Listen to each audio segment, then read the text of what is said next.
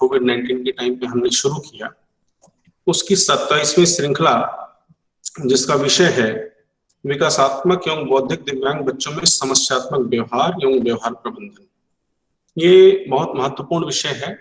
इस महत्वपूर्ण विषय के आज के हमारे मुख्य अतिथि एवं वक्ता श्री अलेंद्र त्रिपाठी जी, मेरे बड़े भाई और विशेष शिक्षा एवं पुनर्वास के क्षेत्र में मेरे मार्गदर्शक, समय समय पर सीआरसी गोरखपुर की प्रगति में उनका बहुत ही योगदान रहा है और समय समय पर वो मुझे हमेशा मेरे व्यक्तिगत जीवन में भी, मेरे व्यावसायिक जीवन में भी और सीआरसी के विकास में भी हमेशा मार्गदर्शन देने वाले ऐसे हेड ऑफ डिपार्टमेंट सामाजिक आर्थिक पुनर्वास विभाग NILD कोलकाता के श्री अलेंद्र त्रिपाठी जी, मैं आपका हार्दिक स्वागत करता हूं सीआरसी गोरखपुर के 27वें वेबिनार में। अभिनंदन करता हूं। जब मैं दिल्ली में काम करता था तो अलग अलग फोरम पे मेरी रिपन सिक्का जी से मुलाकात होती थी, क्लिनिकल साइकोलॉजिस्ट जिनका दिल्ली और NCR में बहुत ही नाम है, बहुत ही रेप्यूटेड क्लिनिकल साइकोलॉजिस्ट में रिपन साहब गिने जाते हैं और बहुत ही सीनियर रिहैब प्रोफेशनल हैं।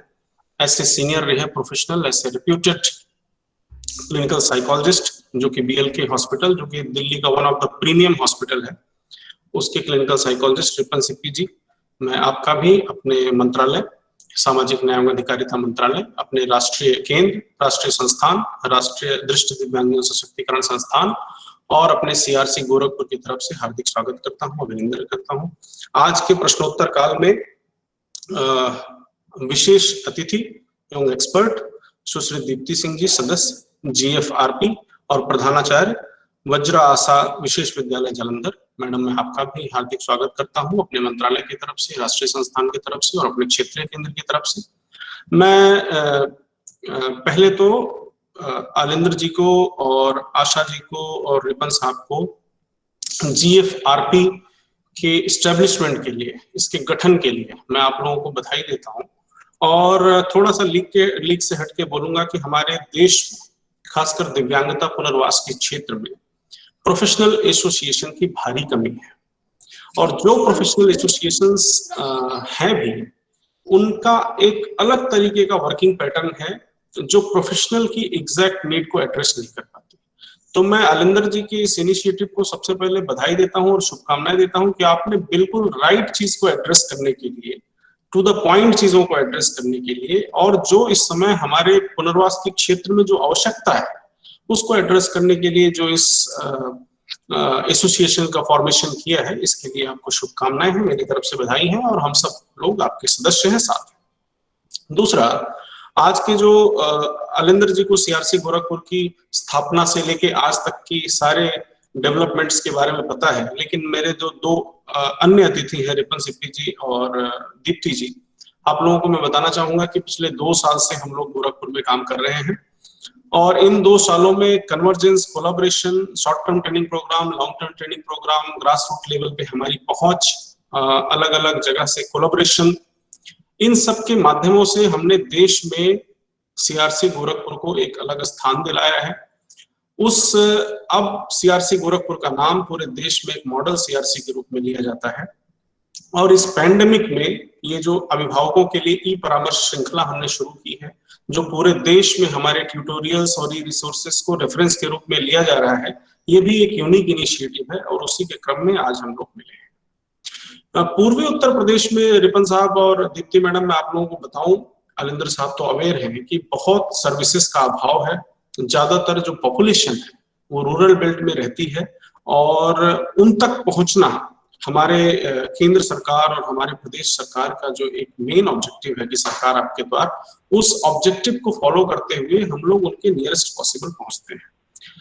लेकिन इस पैंडेमिक में जब सभी होम बाउंड हो गए, सारी चीजें बंद हो गई, हमारे सारे बच्चों को घर पर ही थेरेपी दी जाने की संभावनाएं तलाशी जाने लगी, उनको घर पर शिक्षा देने की संभावनाएं तलाशी जाने लगी, तो शिक्षक तो उनके घर तक पहुंच नहीं सकता था, इसलिए हर पेरेंट ही थेरेपिस्ट बना, हर पेरेंट और गार्डियन या उनके भाई बहन ही उनके शिक्षक बने हमारे दिव्यांग बच्चों के। ऐसे समय में उन माता पिता को, उन गार्डियंस को, उन भाई बहनों को एम्पावर करने के लिए हमारे थेरेपिस्ट्स ने, हमारे स्पेशल एजुकेटर्स ने, हमारे ऑफिसर्स ने रात दिन ऑनलाइन मोड से ऐसे अनेकों इनोवेटिव स्टेप्स उठाए हैं जिनका अनुसरण बहुत सारे सामाजिक संगठन, प्रोफेशनल्स और गवर्नमेंट इंस्टीट्यूशंस कर रहे हैं। हम लोगों के लिए बहुत खुशी की बात है। और आगे भी इस श्रृंखला को हम लोग कंटिन्यू किए हुए हैं। इस पैंडेमिक में हम लोग उन सभी तक पहुंचने की, उन सभी पूर्वांचल के लगभग 30-35 जनपदों तक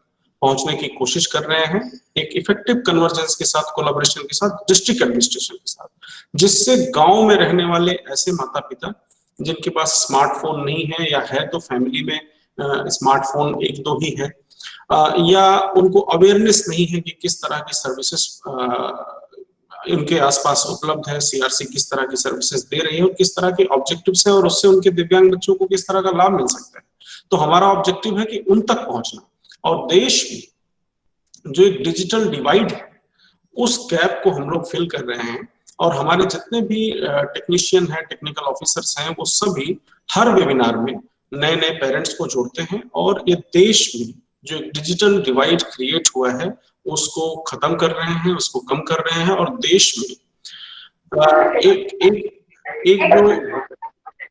एक जो संभावना आई है कि हम लोग अब टेक्नोलॉजी के माध्यम से दूर दराज, फार फ्लंग एरियाज में भी कैसे इफेक्टिवली अपनी सर्विसेज को पहुंचा सकते हैं, उस संभावना पर काम करते हुए हम लोग एक नया एग्जाम्पल सेट कर रहे हैं।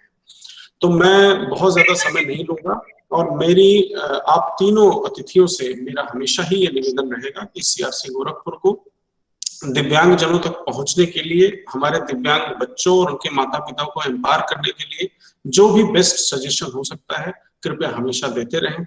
जब भी आप लोगों को ये फील हो कि कुछ इनोवेटिव हो रहा है जो हमारे पूर्वी उत्तर प्रदेश में भी जिसका इम्प्लीमेंटेशन किया जा सकता हो, या जिस इंफॉर्मेशन को स्प्रेड किया जा सकता हो, तो आप कभी भी हमारे परिवार का हिस्सा हैं। आप कभी भी हमसे जुड़ के हमारे पूर्वी उत्तर प्रदेश में उस इंफॉर्मेशन को, उस बेस्ट प्रैक्टिस को, उस रिसर्च को स्प्रेड कर सकते हैं, शेयर कर सकते हैं हमारे थ्रू। आप सभी लोग, आप सभी जितने पार्टिसिपेंट हैं, मैं सबसे ये गुजारिश करूंगा कि आज के हमारे तीनों जो अतिथि हैं, वक्ता हैं, बहुत ही नॉलेजेबल हैं, बहुत सालों का उनका राष्ट्रीय पटल पर और ग्रास रूट लेवल पर दिव्यांग बच्चों के साथ और उनके स्टेक होल्डर्स के साथ काम करने का एक लंबा अनुभव रहा है। उस अनुभव का लाभ उठाते हुए पूरे वेबिनार में उनके साथ रहना है, उनसे प्रश्न पूछने हैं, और जो अभिभावकों की समस्याएं हैं उसका समाधान अभिभावकों को भी लेना है। तो आज के कार्यक्रम के समन्वयक राजेश जी और संजय जी, मैं आप दोनों लोगों को भी बधाई देता हूं। आज की ये वेबिनार हमारे पूर्वी उत्तर प्रदेश में एक अलग तरह की इंफॉर्मेशन का संचार करेगी, ऐसी मैं कामना करता हूं। ऐसी, और मैं आज के इस वेबिनार की सफलता की शुभकामनाएं देता हूं, और फिर से अपने अतिथियों का स्वागत करता हूं। बहुत बहुत धन्यवाद। नमस्कार। Thank you sir, thank you so much sir. अब हम कार्यक्रम की अगली कड़ी में श्री आलेंद्र त्रिपाठी सर को आमंत्रित करना चाहेंगे, लेकिन उससे पहले आज के इस कार्यक्रम में प्रतिभाग कर रहे हमारे सभी अभिभावकों को हम सर के बारे में 2 शब्द कहना चाहेंगे। श्री आलेंद्र त्रिपाठी सर राष्ट्रीय मानसिक दिव्यांगजन सशक्तिकरण संस्थान सिकंदराबाद से दिव्यांगता पुनर्वास के क्षेत्र में परास्नातक हैं। पुनर्वास की शिक्षा ग्रहण करने के तत्पश्चात आपने अपने कैरियर की शुरुआत विशेष विद्यालय में प्रधानाचार्य के पद से की। लगभग 3 वर्षों के बाद आपको देश के सबसे बड़े राज्य उत्तर प्रदेश में समेकित शिक्षा परियोजना में राज्य सलाहकार का पद प्राप्त हुआ। आपने पूरी निष्ठा के साथ इस पद पर लगभग 10 वर्ष तक कार्य किया। उसके बाद आपने NILD कोलकाता के नॉर्थ ईस्ट रीजन में ऑफिसर इंचार्ज के पद पर कार्य किया। वर्तमान समय में आप सामाजिक आर्थिक पुनर्वास विभाग NILD कोलकाता के विभागाध्यक्ष पद पर कार्य कर रहे हैं, तथा साथ ही साथ GFRP के महासचिव भी हैं। सर, अब कार्यक्रम को आगे की तरफ गति देने के लिए मैं आपको आमंत्रित करता हूं। सर, आप आएं और हमारे अभिभावकों को इस मीटिंग के द्वारा संबोधित करें। आदरणीय Alendra Tripathi sir. Thank you Rajesh भाई।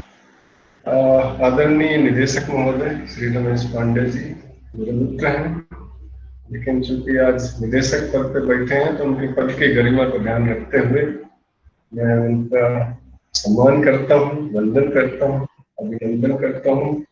आपने मुझे अपने इस वेबिनार में मौका दिया बात रखने का। उत्तर प्रदेश से मेरा बहुत लगाव है, क्योंकि मैं उत्तर प्रदेश में ही पैदा हुआ हूँ और उत्तर प्रदेश में लगभग 6-7 वर्षों तक 8 वर्षों तक काम किया। उत्तर प्रदेश से जुड़े हुए कार्यक्रमों को देखना, वहाँ के कार्यक्रमों में भाग करना बहुत अच्छा लगता है। तो आपने मुझे मौका दिया, मुझे अच्छा लग रहा है। राजेश जी, आपकी सारी टीम को मैं धन्यवाद करता हूँ। आपने हम लोगों को इस लायक समझा कि हम इस वेबिनार के वक्ता बन सकते हैं। मैं आज हमारे GFRP के अध्यक्ष महोदय श्री राजेश रामचंद्रन जी उपलब्ध हैं हम लोगों के साथ, उनका भी वंदन करता हूँ, क्योंकि राजेश जी का काफी योगदान रहा है GFRP को बनाने में। और GFRP की चूंकि यहाँ पे चर्चा हुई है, तो मैं चाहूंगा आपको थोड़ा सा जानकारी दे दूं कि हम लोगों ने सोचा है कि एक इस तरह का फोरम बनाया जाए जिसमें समस्त प्रकार के प्रोफेशनल्स जो दिव्यांगता क्षेत्र में कार्यरत हैं वो किसी न किसी तरह से जुड़े, और किसी तरह का फिनेंशियल बेनिफिट हमारे सोच नहीं है। हमारा अल्टीमेट सोच है कि हमारे प्रोफेशनल्स को बेनिफिट हो और हम अपने दिव्यांगजनों को वो सारी सुविधाएं या वो सारी रिसोर्स सपोर्ट प्रोवाइड कर पाए, चाहे वो गवर्नमेंट सेक्टर हो चाहे नॉन गवर्नमेंट सेक्टर। और हमारे पास जितने भी विशेषज्ञ हैं हमेशा से उपलब्ध हैं, और अभी तक इस पेंडेमिक के टाइम में मुझे देख रहा हूँ कि हमारा फोरम बहुत अच्छा काम कर रहा है। तो उस फोरम की तरफ से भी मैं आपके निदेशक महोदय को, हमारे जितने भी CRC के स्टाफ हैं, सबको धन्यवाद ज्ञापित करता हूँ। मैं सबसे ज्यादा वंदन करता हूँ हमारे उन अभिभावकों का जिनके लिए आज ये संगोष्ठी हो रही है। मैं चाहूंगा कि हमारे अभिभावक जरूर हमसे कुछ प्रश्न पूछें, जिससे हमें लगे कि हाँ, हम अपने अभिभावकों के साथ हम लोग कोशिश करेंगे कि हमारी भाषा इतनी उस दर्जे की हो, उसी हिसाब से हो जिस हिसाब से हम अभिभावकों से बात करते हैं। मैं देख रहा हूँ बहुत सीनियर प्रोफेशनल जगदीश गुप्ता जी जैसे लोग जुड़े हुए हैं। तो गुप्ता सर, हम लोग कोशिश करेंगे कि हम आपके लेवल से बात नहीं करेंगे, हम कोशिश करेंगे अभिभावकों के हिसाब से ही बात करेंगे। तो रिपन सिप्पी साहब मेरे साथी हैं और बेहतरीन प्रोफेशनल हैं, इन्होंने DMR किया हुआ है और साथ ही साथ नैदानिक मनोवैज्ञानिक है। और दीप्ति मैडम है, राजेश जी हैं। हम लोग खुद ही आपके सवाल हैं, हम कोशिश करेंगे उनका बेहतरीन जवाब देने का। और अगर बड़ा सवाल हुआ तो हम लोग अपना खास नंबर आपको उपलब्ध करा देंगे और कोशिश करेंगे कि आप हमसे बाद में भी संपर्क कर सकते हैं।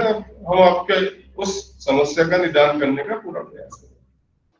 तो क्योंकि समय कम है तो हम शुरू करते हैं। मैं राजेश जी प्रेजेंटेशन शुरू कर सकता हूँ? Yes sir, yes sir, yes sir. ठीक।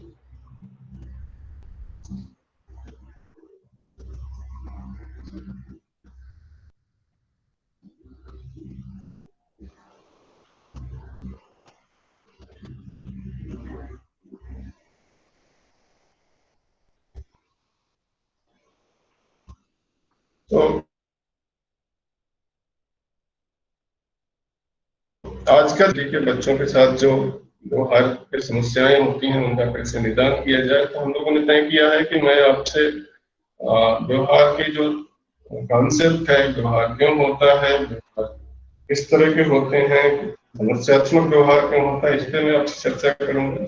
और इनका कैसे प्रबंधन किया जाए ये हमारे रिपन भाई करेंगे। तो चूंकि मैं अभिभावकों से बात कर रहा हूँ तो एक समझ के लिए, वैसे तो आप सारे प्रोफेशनल जानते हैं, समझ के लिए हमारी जो उत्तर प्रदेश की भाषा में ऐसे बच्चे जिनका कार्य व्यवहार उनकी उम्र के हिसाब से कमजोर है। और ये क्यों कमजोर है? क्योंकि उनकी बुद्धि लब्धि उनके प्रेजेंट कर रहे हैं, उनकी बुद्धि लब्धि एक सामान्य व्यक्ति से कम है, जिसको हम साइकोलॉजिस्ट की भाषा में 70 बोलते हैं, 70 या 70 से कम है। और ये दोनों कमियां उस 18वें जन्मदिन से पहले अगर दिख जाती हैं तो ऐसे बच्चों को हम बौद्धिक दिव्यांग बच्चे एक जैसे नहीं होते, सबकी अपनी अपनी समस्याएं होती हैं, सबकी अपनी अपनी ताकत होती है, सबके अपने अपने कौशल होते हैं, सबके अपने अपने सीखने का अलग अलग तरीका होता है। तो अगर मैं बोलूं कि ये पर्टिकुलर बिहेवियर मॉडिफिकेशन का सिद्धांत या इस सारे बच्चों के साथ लागू हो जाएगा, तो ऐसा जरूरी नहीं। हर बच्चे का अपना अपना अपना एक तरीका होता है। जब हम माँ बाप की तरह बच्चों के साथ डील करते हैं, बच्चों को देखते हैं, तो हमको जो है उनके व्यवहार को समझने के लिए उसी भाषा में समझना चाहिए जिस भाषा में हम व्यवहार को बदल सकते हैं। दैनिक जीवन में हम ढेर सारे काम करते हैं, बहुत सारे काम करते हैं, उठना बैठना, चलना फिरना, गाना रोना, ये सारे जो भी हरकतें होती हैं, इन हरकतों को हम अपनी आंखों से देख सकते हैं और इन हरकतों को हम एक पैमाने पे माप सकते हैं। तो ऐसी हरकतें जिनको हम देख सकते हैं और जिनको हम नाप सकते हैं, कितनी बार किया, कितनी देर तक किया, इस तरह के जिन बिहेवियर्स को, जिन व्यवहार को हम कर सकते हैं, उन्हीं को हम ध्यान में रख के बिहेवियर मॉडिफिकेशन प्रोग्राम बनाते हैं। हम ऐसे किसी व्यवहार की बात नहीं करते हैं जिनको हम न देख सकते हैं न माप सकते हैं। जैसे कुछ लोग बोलते हैं मेरा बच्चा बहुत जिद्दी है। अब जिद्दी हम लोग कैसे देखेंगे? जिद्दी में वो करता क्या है? वो उछलता है, एक जगह पे कूदने लगता है, उसको हम देख सकते हैं। तो जब कभी हम एक अभिभावक की तरह बात करें, जब हम सोच रहे हैं कि हमारा बच्चा जो कर रहा है वो ठीक नहीं है हमारे हिसाब से, तो हम इस तरह से देखें कि वो हरकत क्या कर रहा है और उसी हरकत को हम बदलने का प्रयास करेंगे और उसको ही हम समझने का इस वेबिनार में कोशिश करेंगे। जनरली हमारे बच्चे दो तरह के व्यवहार करते हैं, सारे लोग ऐसे ही व्यवहार करते हैं। इसमें एक कौशल व्यवहार होता है जिनको हम कहते हैं अच्छे व्यवहार, और एक समस्यात्मक व्यवहार होते हैं जिनको हम कहते हैं प्रॉब्लम। कौशल व्यवहार में कभी कभी हम उतना नहीं कर पाते जितना हमारी उम्र के हिसाब से हमें करना चाहिए, उसमें कुछ डेफिसिट रह जाता है, तो भी वो हमारे लिए एक समस्या बन जाती है। और कभी कभी हम कौशल व्यवहार को इतना ज्यादा मात्रा में करने लगते हैं, कभी कभी हम इतनी बार बार करने लगते हैं, तो भी वो कौशल व्यवहार जब कम मात्रा में होता है, उस समय हमारे जो स्पेशल एजुकेटर हैं, जो हमारे विशेष शिक्षक महोदय हैं, उनका रोल आता है और हमें उनकी सहायता लेकर के उस बच्चे को वो गतिविधि, वो एक्टिविटी सिखाने की जरूरत पड़ती है, क्योंकि वो उसके दैनिक जीवन के लिए जरूरी है। और वही कौशल व्यवहार जब अधिक मात्रा में हो जाता है, तब हमें उस नैदानिक वैज्ञानिक की जरूरत, मनोवैज्ञानिक की जरूरत पड़ जाती है, जो उस व्यवहार को कम करने का प्रयास करता है। तो बिहेवियर मॉडिफिकेशन स्पेशल एजुकेटर भी यूज करते हैं और नैदानिक मनोवैज्ञानिक भी यूज करते हैं, या हम अगर ऐसा बोले कि जो जो प्रोफेशनल्स हमारे बौद्धिक दिव्यांग या विकासात्मक बच्चों के साथ काम कर रहे हैं, वो असल में बिहेवियर मॉडिफिकेशन ही इस्तेमाल कर रहे हैं। इसलिए बिहेवियर मॉडिफिकेशन के कॉन्सेप्ट को समझना हमारे प्रोफेशनल के लिए भी उतना ही जरूरी है, और जो पेरेंट्स उनके साथ काम कर रहे हैं उनको भी उतना ही जरूरी है। हम एक ही साथ साथ एक अच्छा व्यवहार सिखा रहे होते हैं और उसी समय एक समस्यात्मक व्यवहार को हम बदल रहे होते हैं या कम कर रहे होते हैं। उदाहरण के लिए कभी कभी हम लोगों से गलतियां कुछ हो जाती हैं, जब हम समस्यात्मक व्यवहार के साथ डील कर रहे होते हैं, इसके व्यवहार जो उसके अंदर होना चाहिए नहीं है, उसको हम सिखा रहे होते हैं। मैं एक उदाहरण दूंगा, प्रैक्टिकल उदाहरण है जो हम लोगों ने देखा। हमारे एक साथी थे, वो स्पेशल एजुकेटर थे और मैं बिहेवियर मॉडिफिकेशन सेक्शन में बैठता था। तो एक छोटा सा बच्चा आया, 10 साल का था, और उसके माँ बाप ने बताया कि इसको कपड़े पहनना और उतारना नहीं आता। तो हमारे स्पेशल एजुकेटर महोदय ने उसको क्लासरूम में सबसे पहले चूंकि उतारना सिखाते हैं, तो उसको क्लासरूम में ही नेकर उतारना सिखाया। करीब 6 महीने बाद वो बच्चा मेरे पास आया। मुझे लगा ये क्यों आ गया, तो मैंने पूछा क्या हुआ, आप तो स्पेशल एजुकेटर के पास जाते थे, उन्होंने सिखाया नहीं क्या? बोले नहीं भैया, अभी तो बढ़िया से सीख गया है, लेकिन अब जहां भी मन करता है वहां उतार देता। अब उसको कुछ भी चाहिए तो वो लेकर उतार देता। तो इसका मतलब हमको इसमें क्या समझ में आया कि हमको जो उनके कौशल व्यवहार है, अगर उसमें कमी रह गई है, तो ऐसे बच्चों को वहीं पे सिखाना है जहां पे उस कौशल व्यवहार को परफॉर्म किया जाए।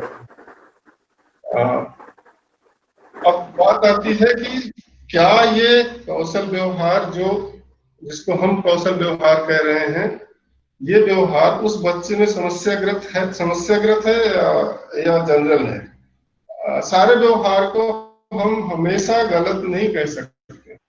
व्यवहार को गलत बोलने के लिए हमको कुछ चीजों में से एक होना जरूरी है। अगर कोई भी व्यवहार हमारे स्वयं के लिए नुकसानदायक है या दूसरों के लिए नुकसानदायक है, हमको खतरा पहुंचाता है, दूसरों को खतरा पहुंचाता है, तब हम कह सकते हैं कि ये व्यवहार समस्यात्मक व्यवहार है।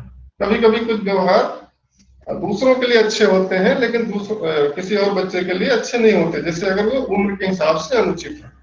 अब जैसे कलकत्ता में हम लोग रह रहे हैं, यहाँ पे ज्यादातर लोग सिगरेट पीते हैं और सिगरेट पीना यहाँ पे सामान्य बात है। लेकिन हमारे उत्तर प्रदेश का अगर कोई बच्चा सामाजिक जीवन में सिगरेट पी रहा है तो वो वहां पे गलत व्यवहार है। तो वो क्योंकि वो वहां के हिसाब से ठीक नहीं, तो कुछ चीजें सोसाइटी कभी कभी हम लोगों के उस व्यवहार को एक्सेप्ट नहीं करती। उदाहरण के लिए उत्तर प्रदेश के, चूंकि उत्तर प्रदेश का हूँ तो मैंने उत्तर प्रदेश को बेहतर ढंग से जिया है। उत्तर प्रदेश के जो ब्राह्मण घराने के लोग होते हैं, उनके घरों में भांग बनाना और खाना बहुत कोई बड़ी बात नहीं, उनके घर वालों के लिए कोई बड़ा गंदा काम नहीं है। लेकिन वही चीज जब हम नॉर्थ ईस्ट में या साउथ इंडिया में जाकर देखते हैं तो भांग खाना एक बहुत बड़ा नशा है, बहुत बड़ा व्यवहारिक प्रॉब्लम आता है। बहुत सारे जो है ऐसे चीजें जब कभी जो है वो आपके लर्निंग को अफेक्ट करती है, आपका ऐसा व्यवहार जो आपके सीखने की क्षमता में इंटरवेंशन करता है, तब भी उस व्यवहार को हम समस्यात्मक व्यवहार कहते हैं। बहुत सारे ऐसे व्यवहार होते हैं जो सामाजिक रूप से विकृत होते हैं, जो समाज में एक्सेप्टेड नहीं होते, उनको भी हम समस्यात्मक व्यवहार कहते हैं। और कुछ जो है दूसरों को अनावश्यक तनाव देते हैं। हम जबरदस्ती कोई बच्चा ऐसे साउंड निकाल रहा है जो लोगों को परेशानी कर रहा है, तब वो हम कह सकते हैं, अगर इनमें से कोई एक चीज हो रही है तो हम कह सकते हैं कि उस बच्चे का व्यवहार समस्यात्मक व्यवहार। अब ये समझेंगे कि ये व्यवहार होते क्यों हैं। ये इसलिए होते हैं क्योंकि हम लोगों के जो ये बच्चे हैं, जो बौद्धिक दिव्यांग बच्चे हैं, इनमें कभी ज्यादातर बच्चों में अपने आप को एक्सप्रेस करने की जो क्षमता होती है वो कम होती है। तो अभी वो आपसे बात करना चाहता है लेकिन उसको बात करने का तरीका नहीं पता है, तो वो क्या कर रहा है कि वो आपको धक्का दे रहा है, वो आपको पोंछ दे रहा है, वो आपको मार दे रहा है, कुछ भी ऐसी हरकत कर रहा है जो हमको लगता है कि सही नहीं है, लेकिन वो एक प्रकार से हमारे साथ कम्युनिकेट करने का प्रयास कर रहा है। तो कभी कभी उनके कम्युनिकेशन की एबिलिटी जो होती है वो कम होने के चलते वैसे व्यवहार। कभी कभी ज्यादातर बच्चों का चूंकि उनका कॉग्निटिव लेवल कम होता है, उसके चलते भी इस तरह के समस्यात्मक व्यवहार करते हैं। उनके अंदर प्रॉब्लम सॉल्विंग एबिलिटी की भी कमी होती है, वो अपने प्रॉब्लम्स को उसी तरह से नहीं सॉल्व कर पाते जैसे हम लोग सॉल्व कर लेते। तो वो कुछ ऐसी हरकत कर जाते हैं, कुछ ऐसे व्यवहार कर जाते हैं जो कि हमको लगता है कि समस्यात्मक व्यवहार है, वो समस्यात्मक व्यवहार की कैटेगरी में आता है। बहुत सारे बच्चों को, और इस पेंडेमिक पीरियड में तो बिल्कुल हो रहा है, जो हमारा वातावरण है उसके द्वारा गलत व्यवहार सीखने मिलते हैं।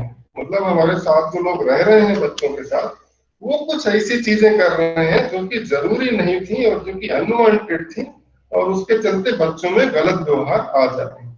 और अभी हम लोगों का एक डेटाबेस आया है, क्योंकि मैं डेटाबेस तो आपके साथ नहीं शेयर करूंगा लेकिन स्लाइड शेयर करना चाहता हूँ। बहुत सारे बच्चों को रॉन्ग हैंडलिंग के चलते सेक्सुअल प्रॉब्लम बिहेवियर्स आ रही है। बहुत सारे बच्चे के अंदर सेक्सुअल प्रॉब्लम बिहेवियर आ रही है। ये कोई पेपर प्रेजेंट कर रहे हैं क्या बीच में? आप उनका प्रेजेंटेशन स्टार्ट करें, मेरा कैसे आएगा फिर से? आपका आ जाएगा सर, आप एक बार अपने आप को पिन करें सर उस प्रेजेंटेशन को। हम लोगों को शो हो रहा है सर आपका प्रेजेंटेशन। हो रहा है? तब ठीक है। पूरा दिख रहा है? यस सर, पूरा दिख रहा है। फुल स्क्रीन में दिख रहा है? Okay. Yes sir, yes sir. अभी देखा गया है कि कुछ बच्चों का उनके जो सराउंडिंग में लोग रह रहे हैं, उनके जो आसपास में रह रहे हैं, due to this pandemic period, Covid के चलते ऐसे बच्चों को घर से बाहर नहीं निकलने मिल रहा है, अपने घर में रह रहे हैं, तो उनके साथ बहुत सारे सेक्सुअल असॉल्ट हो रहे हैं जिसमें हम सब इन्वॉल्व हैं। अगर आप इन सारी जो सेक्सुअल असॉल्ट के जो चीजें उनके साथ हो रही हैं, जिनको देखेंगे तो आपको लगेगा कि उनके साथ बहुत ज्यादा अन्याय हो रहा है और उसके चलते भी वो ढेर सारे प्रॉब्लम बिहेवियर सीख रहे हैं, क्योंकि वो बच्चे अपनी बातों को बता नहीं पाते, अपनी बात उस तरह से रख नहीं पाते जिस तरह से दूसरे लोग रखते हैं। बहुत सारे बच्चों के साथ पेनिट्रेटिव सेक्सुअल असॉल्ट हो रहा है। पेनिट्रेटिव सेक्सुअल असॉल्ट का मतलब होता है उसके अंदर कुछ इंसर्ट करना, उस बच्चे के अंदर या तो अपने शरीर के अंग या कोई ऑब्जेक्ट उसके किसी ऐसे छेद में जहां पे उसको इंसर्ट किया जा सकता है। शरीर के मुंह हो सकता है, एनस हो सकता है, या अगर गर्ल चाइल्ड है तो उसका वजाइना हो सकता है। कहीं पे भी अगर कोई चीज इंसर्ट की जाती है तो उसको हम लोग पेनिट्रेटिव सेक्सुअल असॉल्ट कहते हैं।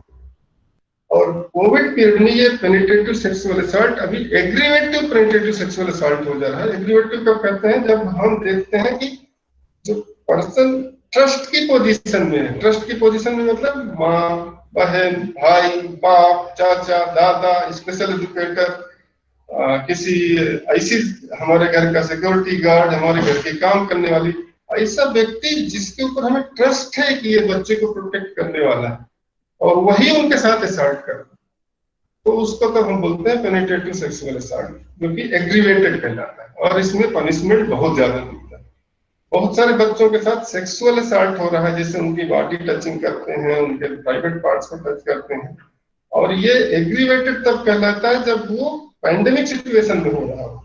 आज की सिचुएशन में बहुत सारे लोग ऐसे बच्चों के साथ गड़बड़ कर रहे हैं और उनके चलते उनके अंदर, चूंकि वो अपनी बात को रख नहीं पा रहे, तो उनके अंदर एक नए तरह का सेक्सुअल प्रॉब्लम बिहेवियर डेवलप हो रहा है।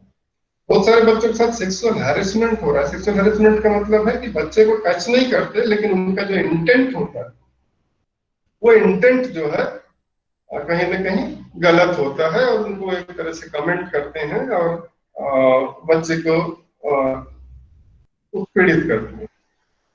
कभी कभी हम देख रहे हैं आज की डेट में बच्चों के पोर्नोग्राफिक यूज किए जा रहे हैं, जैसे उनके कुछ पिक्चर्स का उनका ये, तो ये सारी चीजें पनिशेबल हैं। और ये पनिशेबल किसके किसके लिए है? जो एक्यूज्ड है वो तो पनिश किया ही जाएगा।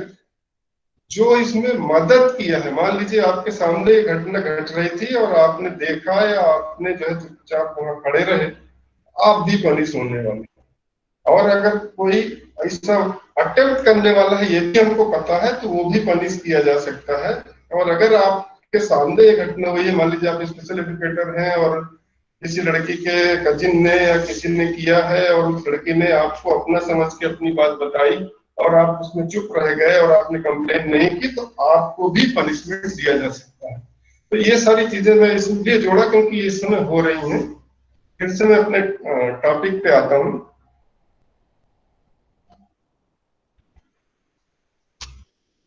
तो हम देखते क्या है कि ज्यादातर जो हमारे बच्चे हैं उनके अंदर जो समस्यात्मक व्यवहार है वो ज्यादातर किताबें फाड़ना, चिल्लाना, रोना, इस तरह के जो होते हैं ये हो रहे हैं और ये पैंडेमिक पीरियड में कुछ ज्यादा ही हो रहे हैं। तो इनको हम लोग बदल सकते हैं और खास करके जो सेक्सुअल बिहेवियर प्रॉब्लम्स हो रहे हैं वो उनको भी हम लोग रिपोर्ट कर सकते हैं, अगर हमको पता है कि ये क्यों हो रहा है, किस व्यक्ति के चलते हो रहा है। हमें उसको छुपाने की जरूरत नहीं, क्योंकि अगर किसी और ने रिपोर्ट कर दिया और जब इंक्वायरी हुई पता चला कि आप घर वालों के सामने हुआ था और घर वालों ने छुपाया था, तो घर वाले भी पनिश होते हैं और उस एक्ट को बोलते हैं पॉक्सो एक्ट। और अभी वो 2019 में अमेंड हुआ था, उसके बारे में कभी डिटेल में चर्चा हम लोग कर सकते हैं। तो ये ढेर सारे आमतौर पे जो मैं अभिभावकों की भाषा में, ये सारी हमारी जो है समस्यात्मक व्यवहार हमारे दिव्यांग बच्चों के साथ आज की डेट में हो रहे हैं। माता पिता के लिए मैं ज्यादा नहीं बोलूंगा, लेकिन ये एक प्रकार का गीता ज्ञान है। अगर ये चीजें अगर हमारे कंसेप्ट समझ में आ गया तो हम उनके व्यवहारों को बदलने में बड़ा आसानी से कर सकते हैं। सबसे बड़ी बात है कि हम सारे व्यवहार यहीं पे सीखते हैं, हम कुछ भी पहले से सीख के नहीं आते हैं। हम जो कुछ भी करते हैं अभी क्या हो रहा है उसके चलते करते हैं। हम अच्छे और बुरे व्यवहार दोनों को ही एक ही तरह से सीखते हैं। अगर हमको व्यवहार करने के बाद हमको चाहिए अगर वो मिल जाता है तो हम उस व्यवहार को सीखते हैं, उसको बार बार करते हैं। अगर जो हमको चाहिए वो हमको नहीं मिलता है, हमको पुरस्कार नहीं मिलता, तो हम उस व्यवहार को नहीं करते। हम लोगों का जो व्यवहार होता है पूरे विश्व की बात कर रहा हूँ, ऐसा कोई व्यवहार नहीं है जिसके पीछे किसी न किसी तरह का एक पर्पज, जिसको हम साइकोलॉजी की भाषा में फंक्शन बोलते हैं, काम की भाषा में हम बेनिफिट कह सकते हैं। बिना बेनिफिट के कोई व्यवहार नहीं होता। आप सोचिए कि हम जब कभी, उदाहरण के लिए, हम लोग जब किसी के डेड बॉडी के सामने रो रहे होते हैं, उस समय भी कहीं ना कहीं एक हमारा पर्पज, फंक्शन छुपा होता है उस रोने के पीछे। और अगर वो पर्पज या फंक्शन हमारा पूरा ना हो, वो व्यवहार हम अभी रुक जाएगा। मैं इसको प्रूव करूंगा अगर आप पूछेंगे बाद में, लेकिन मैं एक उदाहरण बता रहा हूँ कि आप मैं चाहूंगा कि इस वेबिनार के समय आप लोगों में से कोई एक ऐसा व्यवहार बताएं, विश्व में ऐसा कोई व्यवहार बने जिसके पीछे कोई फंक्शन न छुपा हो। तो इसलिए हम उस फंक्शन को जरूर डिस्कस करेंगे। और जब कभी हम बिहेवियर मॉडिफिकेशन की बात करते हैं, माँ बाप से मेरा एक ही अनुरोध है कि कोशिश करिए कि एक ही साथ में एक अच्छा व्यवहार को बढ़ाइए और उसी समय एक खराब व्यवहार को कम करने का प्रयास करिए, तो हम एक सफल बिहेवियर मॉडिफिकेशन कर सकते हैं।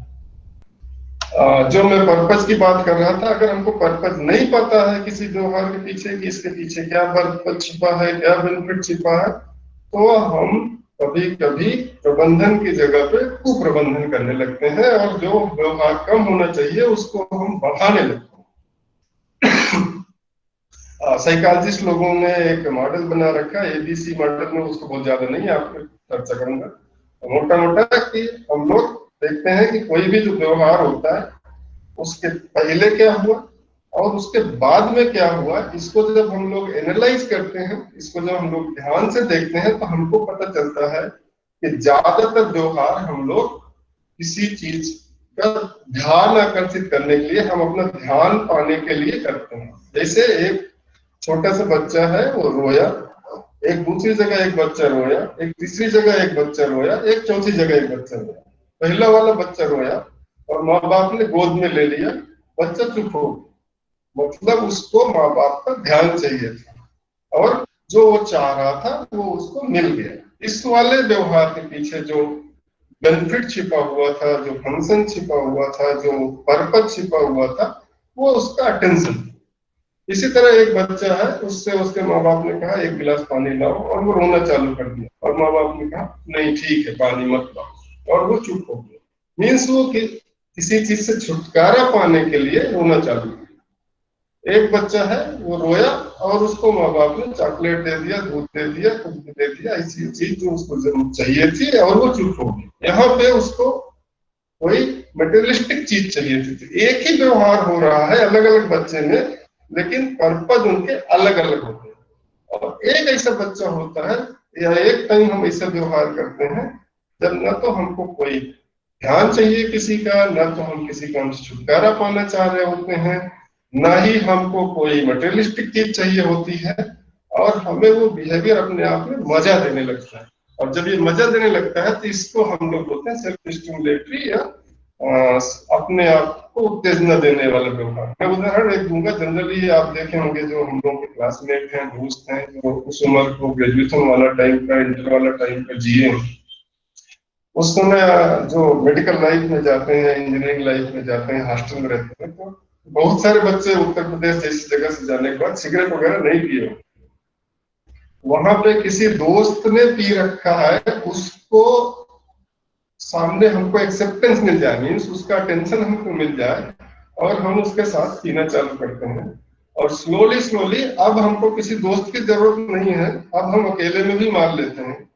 तो पहले वाला जो बेनिफिट था वो अटेंशन था, और आज जो बेनिफिट है वो सेल्फ स्टिमुलेटरी है। तो ऐसे ही छोटे बच्चों का भी बहुत सारे बिहेवियर हो सकता है शुरू हो रहे हैं टैंजिबल के लिए, एस्केप फंक्शन के लिए या अटेंशन फंक्शन के लिए, लेकिन कभी कभी वही बिहेवियर उनको ऑटोमेटिकली अपने आप में मजा देने लगते हैं और वो फिर सेल्फ स्टिमुलेटरी हो जाते हैं। और सेल्फ स्टिमुलेटरी बिहेवियर का एंटीसीडेंट मैनेजमेंट तो हो सकता है, मीन्स बिहेवियर से पहले ही अगर हम कुछ ध्यान दे ले तो हो सकता है, जिसको कहा जाता है, गांव में बोलते हैं कि न रहेगा बांस न बजेगी बांसुरी। तो अगर हम पहले ही कुछ उनकी शेड्यूल ऑफ एक्टिविटी या ऐसा कुछ, रिपन भाई अभी आपके साथ डिस्कस करेंगे। एंटीसीडेंट मैनेजमेंट का मैं एक उदाहरण देता हूँ कि दो बच्चे थे और दोनों का बाल बड़े बड़े थे, लड़कियां थी करीब 6-7 साल की। और जब भी वो लड़ती हैं तो आपस में एक दूसरे का बाल इतना तेजी से खींचती हैं कि कभी कभी उनके सर से खून भी निकल जाता है। साइकोलॉजिस्ट के पास गए, उन्होंने सिंपली जो है सारा ऑब्जर्वेशन देखा, उसमें पता चला कि जब भी वो एक दूसरे को देखती है बाल पकड़ के खींचती है। साइकोलॉजिस्ट ने उनका बाल मोड़ा और वो बिहेवियर खत्म हो गया। तो बहुत बार ऐसा होता है कि आप अगर बिहेवियर क्यों हो रहा है वो विपिन भाई आपके साथ ज्यादा बेहतर ढंग से डिस्कस करेंगे। तो हम लोग बिहेवियर को बदल सकते हैं। तो ये जो जैसे हम लोग बोलते हैं ये पुरानी आदत है इतनी जल्दी नहीं छूटेगी, तो ऐसा कुछ नहीं है। आपके बच्चे के साथ ऐसी कोई इमरजेंसी नहीं है, ऐसा कुछ भी उसमें मेडिसिनल या ऐसा कुछ जल्दबाजी नहीं है। आप आराम से एक साइकोलॉजिस्ट से स्पेशल एजुकेटर के साथ बात करिए, फोन पे प्लानिंग करिए, बिहेवियर का एनालिसिस करिए, उसके बिहेवियर के पीछे फंक्शन क्या है, उसका पर्पज क्या है, उसको फाइंड आउट करिए और फिर एक प्रॉपर प्लानिंग के साथ इसका मैनेजमेंट तरीका बनाइए जो कि रिपुन भाई बताएंगे, और तब आपके बच्चे में सुधार आ जाएगा। इसके लिए इतना पैनिक होने की जरूरत नहीं है कि हमारे बच्चा इसे कर रहा है इसलिए पता नहीं क्या होगा। ये एक आदत है जिसको हम बदल सकते हैं। बिहेवियर प्रॉब्लम कोई बहुत हार्ट अटैक या कोरोना जैसा कोई बहुत बड़ा बीमारी नहीं है। ये हम अपनी जो भी चीजें इस दुनिया में सीखते हैं उनको हम भुला सकते हैं अगर हमको जो बेनिफिट चाहिए था वो बेनिफिट समाज में। ठीक, धन्यवाद। विपिन भाई। Thank you sir, thank you so much sir. अब हम अगले वक्ता की तरफ चलेंगे सर। अगले वक्ता हैं हमारे श्री रिपन सिप्पी सर। इनके बारे में हम 2 शब्द कहना चाहेंगे अपने अभिभावकों को। श्री रिपन सिप्पी सर राष्ट्रीय मानसिक दिव्यांगजन सशक्तिकरण संस्थान से सिकंदराबाद से दिव्यांगता पुनर्वास के क्षेत्र में स्नातक हैं। आप पिछले 20 वर्षों से मानसिक स्वास्थ्य एवं बौद्धिक अक्षमता के क्षेत्र में पुनर्वास सेवाएं प्रदान करने का कार्य कर रहे हैं। आपने दिल्ली के कई बड़े नामी गिरामी अस्पतालों में नैदानिक मनोवैज्ञानिक के रूप में कार्य किया है। वर्तमान में BKL सुपर स्पेशलिटी हॉस्पिटल में कार्य कर रहे हैं। आप कई राष्ट्रीय एवं अंतर्राष्ट्रीय स्तर के संगठनों में सदस्य हैं, जैसे GFRP, IAP, IABP, IARP, DPS, NSI, IPS इत्यादि। सर, आपको आमंत्रित करते हुए मुझे बहुत खुशी हो रही है कि आज आप CRC गोरखपुर परिवार के साथ अपने इस उद्बोधन के जरिए हमारे अभिभावकों के समक्ष कुछ बातों को रखेंगे। सर, आदरणीय श्री रिपन सिप्पी सर। नमस्कार सबको, मेरा बहुत बहुत नमस्कार। और सबसे पहले मुझे आमंत्रित करने के लिए मैं धन्यवाद देना चाहूँगा CRC गोरखपुर परिवार को, जिन्होंने मुझे यहाँ आमंत्रित किया। खास तौर से श्री रमेश पांडे जी को, उनको मैंने सुना, उनको भी मैं अपनी तरफ से बहुत बहुत धन्यवाद देना चाहूँगा मुझे आमंत्रित करने के लिए। श्री आलेंद्र त्रिपाठी जी, जो कि मेरे सीनियर हैं BMR से, और आलेंद्र भैया को भी, और राजेश रामाचंद्रन जी को भी, वो भी मेरे सीनियर हैं। उन्होंने मुझे ये सौभाग्य दिया कि मैं आज इधर आप सबके सामने एक वक्ता बन के कुछ बोल पाऊँ। इसके लिए मैं धन्यवाद देना चाहता हूँ। और दीप्ति मैडम को भी, वो भी मेरी सीनियर रह चुकी हैं। मैं अपने प्रोफेशन से एक क्लिनिकल साइकोलॉजिस्ट हूँ और मैं शुरू से ही इस फील्ड के साथ जुड़ा रहा हूँ। मैं अपनी प्रेजेंटेशन स्टार्ट करने से पहले ये कहना चाहूँगा कि आप में से कोई भी अगर कोई सवाल पूछना चाहे अपने बच्चों की समस्याओं को लेके, व्यवहारिक समस्याओं को लेके, तो आप प्लीज़ उसे जो चैट बॉक्स है उसमें लिख सकते हैं, ताकि जितना ये इंटरैक्टिव रहे सेशन उतना बेहतर है। क्योंकि आपको बहुत सी चीज़ें इंटरनेट पे आजकल बहुत फ्रीली अवेलेबल हैं, तो मिल जाएंगी। फायदा आपको तभी होगा मेरी प्रेजेंटेशन का अगर आप मुझसे कोई सवाल डायरेक्टली पूछें और मैं उसका सही तरीके से जवाब दे के आपको उसका एक निदान दे पाऊँ। तो पहले शुरू करते हैं कि ये जो प्रॉब्लम्स हैं जो हम अपने बौद्धिक विकलांग बच्चों में देखते हैं, जैसे कि आलेंद्र भैया ने बताया, इसमें हम पहले ये देखते हैं इसकी ABC क्या है। ये एंटीसीडेंट को कहते हैं, मतलब वो किस सिचुएशन में प्रॉब्लम शुरू हुई, कैसे शुरू हुई, बच्चे ने क्या किया, और सबसे ज़रूरी कि हमने उसको उस चीज़ को किस तरीके से हैंडल किया। और ये तीनों चीज़ें डिटरमिन करती हैं कि बच्चा आगे वो उस चीज़ को करेगा कि नहीं करेगा। और ये भी कि हम किस जगह पे वो चीज़ को कर रहे हैं, तो सोशल एनवायरनमेंट उस चीज़ को परमिट करता है कि नहीं करता है, वो काम में बच्चे की दिक्कत तो नहीं दे रहा, उसकी पर्सनल या फैमिली लाइफ में परेशानी तो नहीं दे रहा, मतलब अगर वो सबके सामने कर रहा है तो क्या परिवार वालों के लिए वो एक समस्या बन रही है कि नहीं। ये 3-4 चीज़ें जब हम देखते हैं कि अगर कोई प्रॉब्लम बच्चे में आ रही है तो हम एक एक करके उसका सॉल्यूशन बताते हैं, उसको किस तरीके से आप सॉल्व कर सकते हैं वो बताते हैं। मैं बहुत ज़्यादा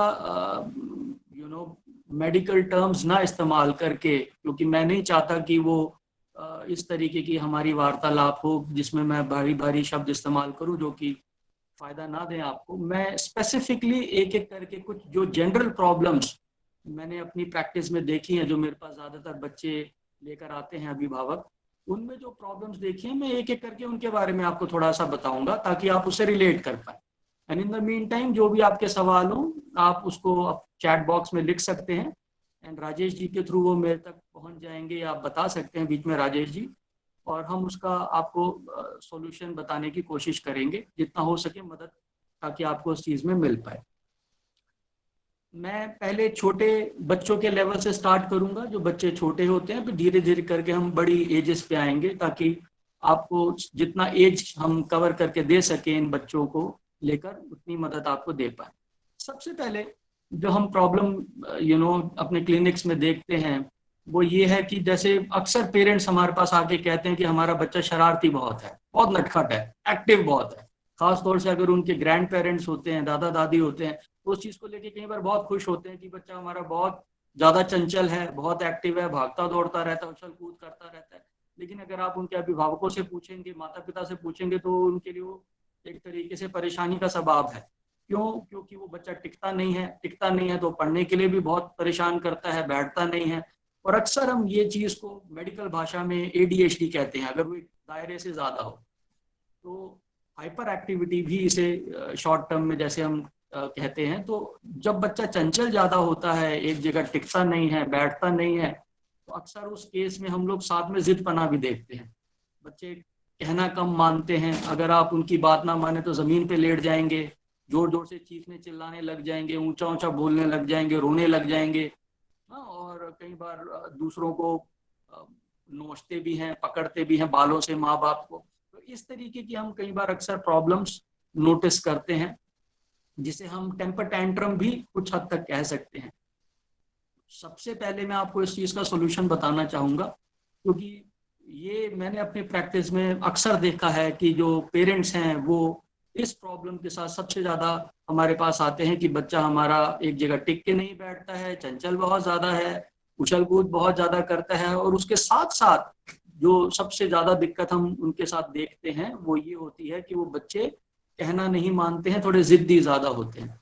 तो सबसे पहला आपको ये चीज़ क्लियर करनी ज़रूरी होती है कि सारे घर वालों को लेके बच्चे को डील करने की एक राय हो, सबकी एक ओपिनियन हो।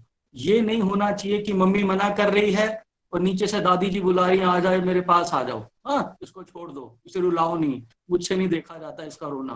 वो चीज़ ना हो। ये ना हो कि पापा डांट रहे हैं और मम्मी बचा रही हैं, या वाइस वर्सा कि मम्मी डांट रही है और पापा आके बचा रहे हैं, वो बीच में उनको रोक टोक कर रहे हैं। ये इसलिए ज़रूरी है, नहीं तो बच्चा कहीं सही गलत का फर्क समझ नहीं पाता, क्योंकि एक हाँ कह रहा है एक ना कह रहा है तो बच्चा कंफ्यूज हो जाता है कि जो वो कर रहा है वो सही कर रहा है कि गलत कर रहा है। दूसरा, ऐसे बच्चे मैनिपुलेटिव हो जाते हैं, तेज हो जाते हैं, चंट हो जाते हैं। उन्हें समझ में आ जाता है कि इनसे चीज़ मिलेगी, इनसे नहीं मिलेगी, तो वो अपने मतलब के हिसाब से अपने घर वालों में पक्षपात करना स्टार्ट कर देते हैं। तो ये बहुत इंपॉर्टेंट है कि सारे घर वाले एक राय रखें और उस एक राय को आप लोग बहुत सख्ती से इम्प्लीमेंट करें। मैं एक छोटा सा एग्जांपल देता हूँ। मान के चलिए अगर बच्चा कह रहा है कि मेरे को टीवी देखना है, कार्टून देखना है, हाँ डोरेमोन देखना है, शिनचैन देखना है, टॉम एंड जेरी देखना है, और आप मना करना चाह रहे हैं कि नहीं अगर तुम फिर वो देखोगे फिर तुम पढ़ाई नहीं करते हो। या बच्चा कह रहा है कि मेरे को पेप्सी पीनी है, कोका कोला पीनी है, और मम्मी मना कर रही है, तुम फिर पेप्सी पी लोगे तो उससे खाना नहीं खाते हो, रोज के पैसे वेस्ट होते हैं, इससे दांत खराब होते हैं। तो अगर अगर इस तरीके की कोई समस्या है तो सबसे ज्यादा जरूरी है कि सारे घर वाले पहले एक राय बना ले मिलके, किस चीज में हाँ करेंगे, किस चीज में ना करेंगे। और बच्चा जब उस चीज की जिद करे तो उसको सबसे पहले आप समझाइए, जो कि आपका फर्ज है एक अच्छे माता पिता होने के नाते उसको समझाना कि आप उस चीज के लिए मना क्यों कर रहे हैं। तो उसके लेवल पे उतर के, मतलब जितना वो बच्चा समझ सकता है उस हिसाब से उसको समझा के, ये नहीं कि बहुत बड़ी बड़ी बातें करके, उसके हिसाब से समझा के कि इससे पेट खराब होता है, रोज के पैसे वेस्ट होते हैं, इससे दांत खराब होते हैं, सेहत के लिए अच्छा नहीं है, इस तरीके से समझाइए। अगर बच्चा मान जाए तो प्यार करिए, शाबाशी दीजिए, आप इनाम भी दे सकते हैं कुछ छोटा मोटा जो देना चाहें। लेकिन मान के चलिए अगर बच्चा नहीं मानता, जो कि अक्सर होता है 99% केस में हम यही देखते हैं कि बच्चे नहीं मानते जब, तो उस केस में उस चीज को बिल्कुल इग्नोर करिए। इग्नोर करने का ये अर्थ है कि बिल्कुल ध्यान नहीं देना है, ना बच्चे की तरफ उस वक्त देखिए, ना कुछ बोलिए, ना कोई इशारा करिए, इस तरीके से करिए जैसे कि वहां पे वो है ही नहीं। और किसी कीमत पे किसी को कोई वो डिमांड पूरी नहीं करनी होती, क्योंकि अगर आप उस समय वो बच्चे के रोने के समय डिमांड पूरी कर देंगे तो बच्चा ये सीख जाता है कि इतनी देर के रोने के बाद मेरा ये कार्य निकल जाएगा, तो वो अगली बार और ज्यादा रोता है। तो इस चीज का बहुत ख्याल रखिएगा कि जो भी आप बच्चे को चीज के लिए हाँ कह रहे हैं, ना कह रहे हैं, उस चीज में आपको कुछ समय तक कंसिस्टेंट रहना है, मतलब लगे रहना है। और हम ये मानते हैं कि अब मिनिमम कम से कम 4-5 महीने इस चीज में लगे रहें। फर्क आपको 1-1.5 महीने में दिख जाता है, लेकिन प्रॉपर बिहेवियर को सही करने के लिए हम ये मानते हैं कि कम से कम 3 महीने से 6 महीने तक का समय, बच्चे की एज के ऊपर वो डिपेंड करता है और उसके बौद्धिक लेवल पे डिपेंड करता है। तो 3-4 महीने उस चीज को हम और करने को कहते हैं, ताकि कंसिस्टेंट बिहेवियर पेरेंट्स की तरफ से जब बच्चे को मिलता है तो अपने व्यवहार को धीरे धीरे उस हिसाब से सही करने की कोशिश करता है।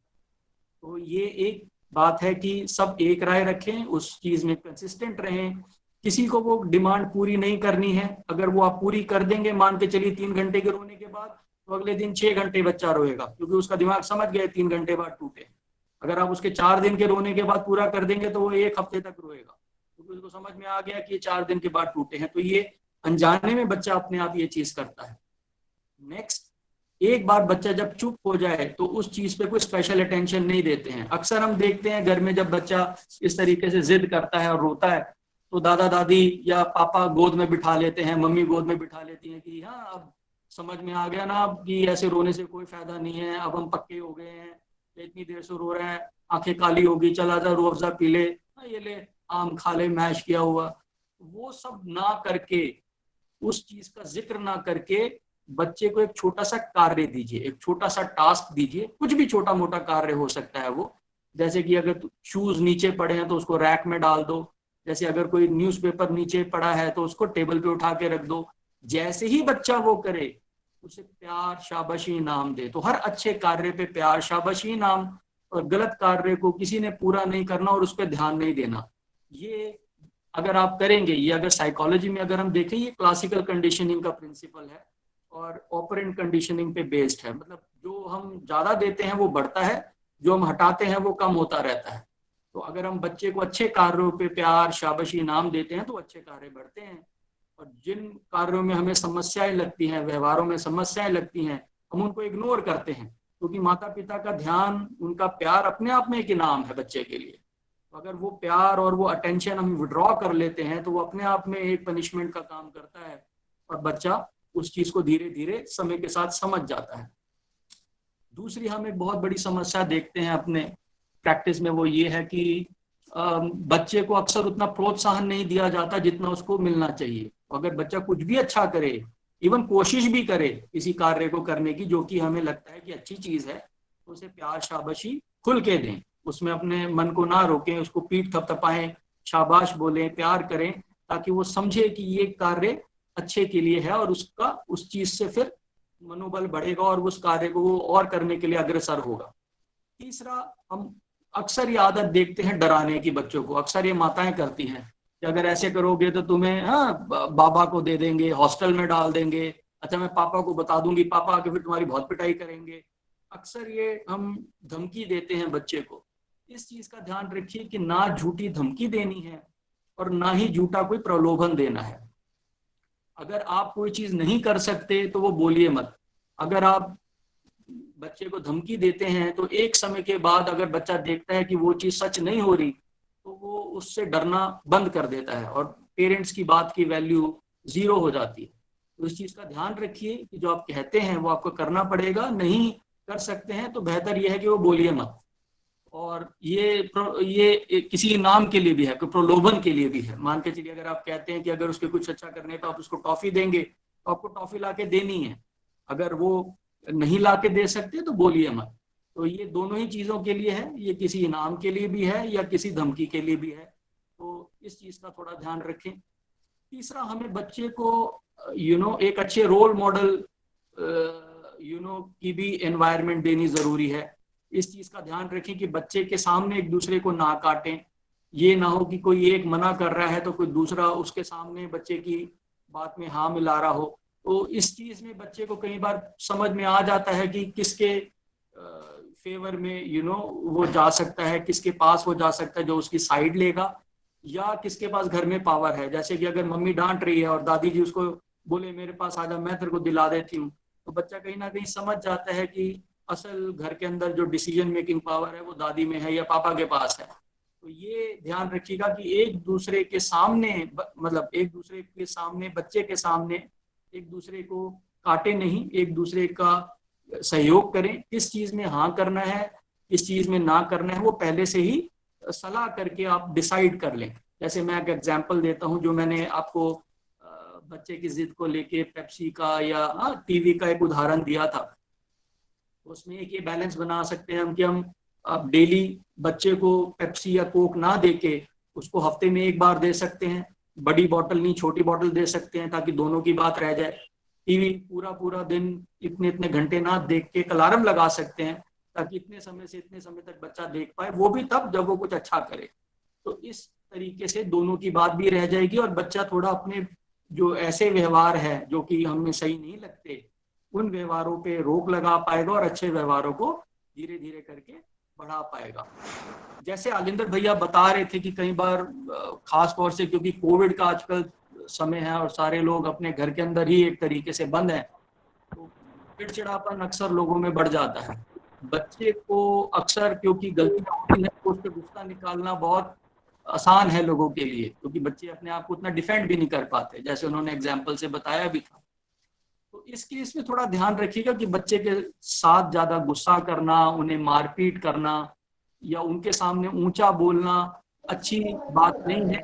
बच्चा ये चीज देख के, ऑब्जर्व करके अपने व्यवहार में उतारने की क्षमता ज्यादा रखता है, क्योंकि वो उतना ज्यादा चीजों की कॉम्प्लेक्सिटीज को नहीं समझता, उतना ज्यादा वो दिमाग की बारीकियों को ना समझ के वो जो देखता है उसको सीधे मन से, साफ मन से एकदम एक्सेप्ट करने की टेंडेंसी ज्यादा रखता है, उसमें जैसे सीप सा कर जाता है। तो इस चीज को थोड़ा ध्यान रखिएगा कि बच्चे के ऊपर हाथ उठाना, उनके सामने ऊंचा बोलना, गुस्सा करना, अपशब्दों का इस्तेमाल करना, इस चीज पे रोक लगाएं ताकि वो उस चीज को गलत तरीके से देख के अपने व्यवहार में ना उतार ले। और इसका उलट करें, बच्चे को अच्छा व्यवहार सिखाने के लिए उसको अच्छी अच्छी कहानियां सुनाएं, ऐसी मोटिवेशनल स्टोरीज सुनाएं जो कि आप अपनी तरफ से बना भी सकते हैं, जरूरी नहीं सच हो। ऐसी कहानियां बना के सुनाएं जिससे कि बच्चा उन व्यवहारों को अपने व्यवहार में उतारने की कोशिश करे। तो जिसमें अच्छा व्यवहार हो वो अच्छा व्यवहार देख के वो अपने व्यवहार में उतारने की कोशिश करे। इस तरीके की आप कहानियां बना के भी बच्चे को सुना सकते हैं।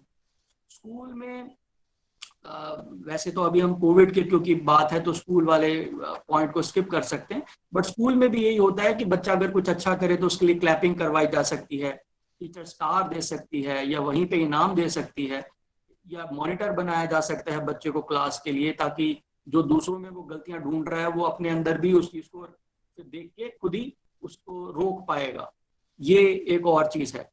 अक्सर हम ये भी देखते हैं कि बच्चे कई बार दूसरों पे हाथ उठाते हैं, जैसे माता पिता पे ही उठाते हैं सबसे पहले। तो जो सबसे ज्यादा प्यार करता है, क्योंकि वो उनको प्यार करता है तो वो ये समझते हैं कि वो उनसे लीनियंसी ले सकते हैं। तो जो दादा दादी हैं, नाना नानी हैं या माता हैं खास तौर से, उनके बाल नोचना, उन्हें मारना, उन्हें किसी तरीके से परेशान करना, इवन चुंटी मारना, ये जो इस तरीके की अगर हम चीजें देखें, या जैसे चीजें उठा के फेंकना, तो जहाँ पे फिजिकल बिहेवियर एक दायरे से बाहर होके थोड़ा एग्रेसिव ज्यादा हो, तो उस टाइम पे हम ये एडवाइस करते हैं कि बच्चे को आप उस समय कुछ देर के लिए पकड़ लें, पकड़ के बैठ जाएं अगर बच्चा फिजिकली ज्यादा एग्रेसिव हो रहा है, और तब तक ना छोड़ें जब तक बच्चा चुप ना हो जाए।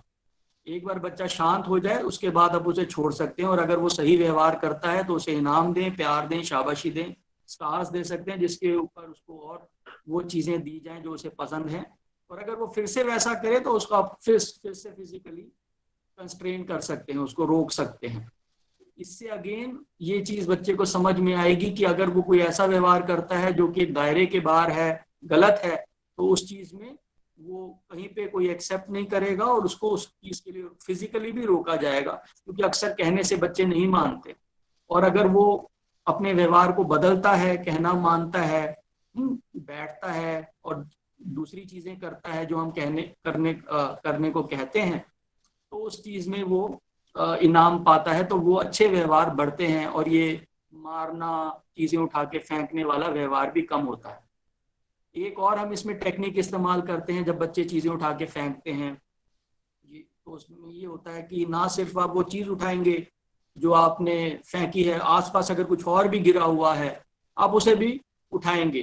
तो एक तरीके से ये रिस्पॉन्स कॉस्ट कहलाती है, फाइन देना होता है। जैसे कोई मिट्टी खाता है तो ना सिर्फ मिट्टी थूको, साथ में ब्रश भी करो। अगर आपने टॉयलेट किया तो ना सिर्फ आप ये टॉयलेट वाली जगह साफ करो, आसपास थोड़ा और भी साफ करो। तो इस तरीके की कुछ छोटी छोटी चीजें बच्चे से अगर हम करने को कहते हैं तो उनमें जो व्यवहार की समस्याएं होती हैं वो काफी हद तक कम हो जाती हैं। एक और कॉमन समस्या जो हम छोटे बच्चों में अक्सर देखते हैं वो माता पिता की ये होती है, खासतौर से माताओं की होती है, कि बच्चा खाता नहीं है। बच्चा जो है बहुत इतना खिलाते हैं, कोशिश करते हैं, बट इसकी पता नहीं डाइट ही ठीक नहीं है, इसको कोई टॉनिक लिख के दीजिए, कोई दवाई बताइए ताकि इसका थोड़ा वजन बढ़ जाए। लेकिन अगर आप बच्चे को देखेंगे तो बच्चा अच्छा खासा हष्ट पुष्ट होता है, उसका वजन अपनी उम्र के हिसाब से, हाइट के हिसाब से बिल्कुल ठीक होता है।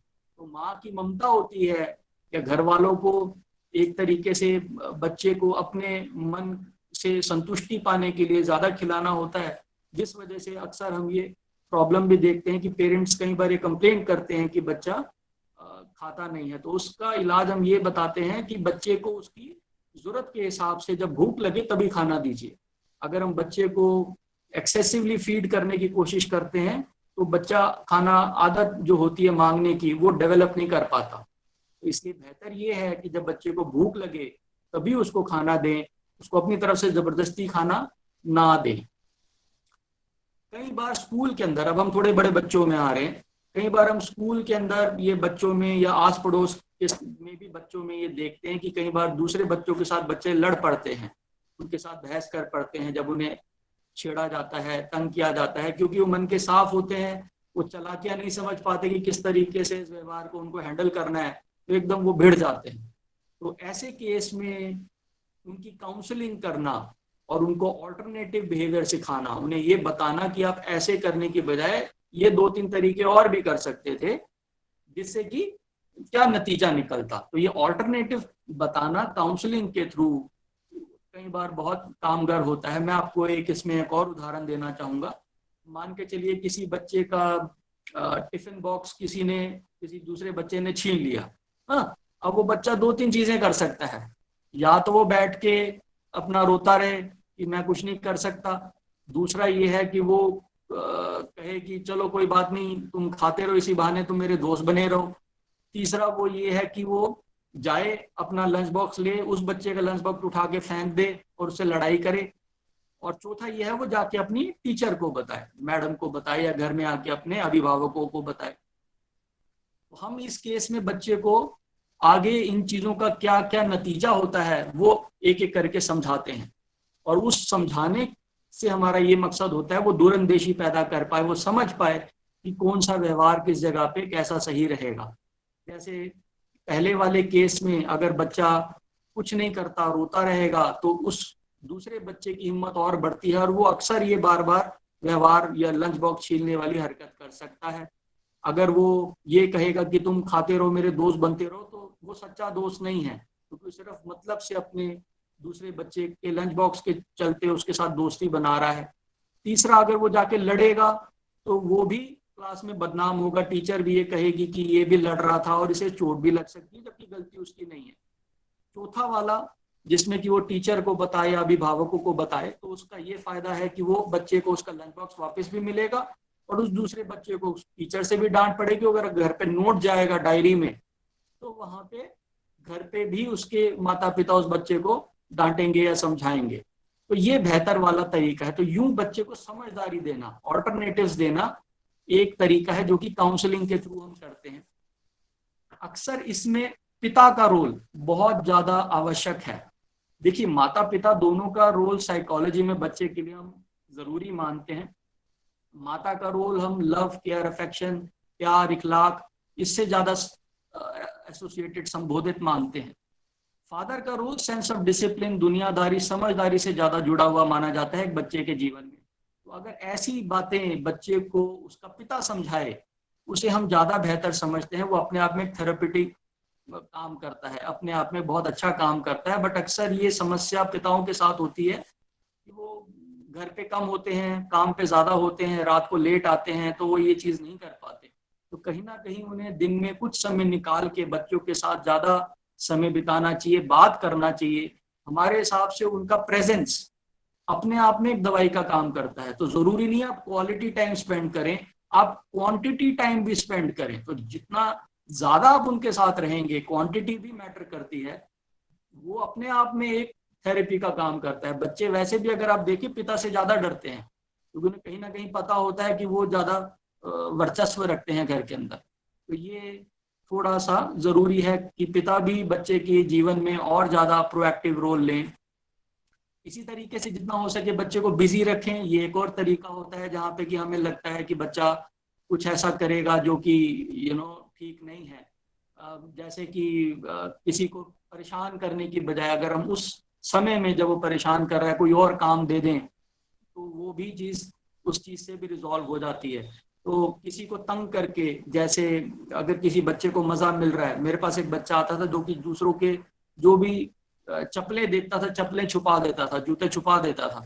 तो उससे हमने जैसे पूछा कि आप ऐसा क्यों करते हो, या उसका ABC एनालिसिस किया, तो उसमें ये पाया कि उसको उसमें मजा आता है, उसको इरिटेट करके दूसरों को खुशी मिलती है। तो हमने उसके साथ मिल के डिसाइड किया कि और क्या क्या ऐसी चीजें जिसमें उसको सेम लेवल ऑफ खुशी मिलती है। तो जैसे उसके अंदर फुटबॉल खेलना है, साइकिल चलाना है, तो वो ऑल्टरनेटिव देना कि इस चीज को करने की बजाय आप ऐसे भी कर सकते हैं, जिससे कि अगेन आपको थोड़ा सेम लेवल ऑफ खुशी मिले। लेकिन वो एक डिजायरेबल बिहेवियर है, वो एक ऐसा व्यवहार है जिससे कि सब खुश होंगे, ना कि कोई ऐसा व्यवहार है जिसको दूसरे समस्या समझेंगे। इस तरीके से छोटी छोटी और भी बहुत सारी दिक्कतें। सर माफ कीजिएगा सर बीच में इंटरवीन करने के लिए। सर एक्चुअली हम लोगों का टाइम ओवर हो चुका है सर, हम लोगों के पास अभी क्वेश्चंस हैं सर, तो बोलिए। आप अपना कंक्लूडिंग कर दीजिए सर, फिर उसके बाद प्रश्न उत्तर सेशन चलेगा सर। या मेरे हिसाब से देखिए, प्रश्न उत्तर पहले कर ले तो ज्यादा बेहतर है। कंक्लूजन में यही है कि जैसे आलिंदर भैया ने बताया कि हम उसका व्यवहार का कारण समझते हैं और फिर हम एक एक करके जो बच्चे की एज के हिसाब से, उसकी समझ के हिसाब से और जो उसके एनवायरनमेंट में भी जो हम कर सकते हैं उसके हिसाब से उसका सोल्यूशन बताते हैं। बट एक चीज बहुत जरूरी है समझना कि हमें फ्लेक्सिबल होना पड़ता है। हमारी फील्ड में ये बहुत इंपॉर्टेंट है कि हम बच्चे के हिसाब से लेके चलते हैं। जरूरी नहीं कि आपने दरवाजे को डोर खींच के बच्चे को सही कराना है। जैसे डोर स्टॉप लगा लेना, जैसे अलिंदर भैया ने बताया कि बाल खींच रहे थे तो बाल के ऊपर जैसे बाल कम छोटे करवा लेना, हेलमेट लगवा लेना। तो हम फ्लेक्सिबल रहते हैं। जरूरी नहीं कि हमें कोई चीज चाहिए ही चाहिए, हमें थोड़ा इनोवेटिव होना पड़ता है हमारी फील्ड में और बच्चे के हिसाब से अपनी क्लीन एनवायरनमेंट भी आगे बढ़ना पड़ता है। आई थिंक सवाल लेने ज्यादा बेहतर है। Okay sir. तो आज इस कार्यक्रम में हमारे साथ हमारे इस कार्यक्रम के कोऑर्डिनेटर श्री संजय प्रताप सिंह जी भी हैं। तो हम संजय प्रताप सिंह जी को आग्रह करना चाहेंगे कि जो भी प्रश्न इस चैट बॉक्स में हमारे अभिभावकों के आए हैं, वो प्रश्न हमारे पैनलिस्ट आज के हमारे वक्ता श्री आलेंद्र त्रिपाठी सर, श्री रिपन सिप्पी सर और इस मीटिंग में मौजूद सुश्री दीप्ति सिंह मैडम, आप भी इस पैनल में शामिल हैं मैडम। तो जो भी प्रश्न होगा, जो हमारे संजय प्रताप सिंह जी जो विकासात्मक चिकित्सक के पद पर कार्यरत हैं CRC में, वो प्रश्न आपसे पूछेंगे सर। आप लोगों द्वारा उन प्रश्नों का समाधान हमारे अभिभावकों को प्रदान किया जाएगा। श्री संजय प्रताप सिंह जी। बहुत बहुत धन्यवाद सर। आज अभिभावक का एक प्रश्न है, सुमन शर्मा जी ने पूछा है। यह प्रश्न आलेख जी के लिए है। उनका बच्चा 3 साल का है, वो आई कांटेक्ट नहीं करता है और अपने चेहरे को भी नहीं पहचानता है। बार बार संजय सर फिर से रिपीट कर दीजिए। उन्होंने ये पूछा है कि हम अपने बच्चे को कैसे पढ़ाएं। सर ये उनका बच्चा 3 साल का है, सुमन शर्मा जी का प्रश्न है।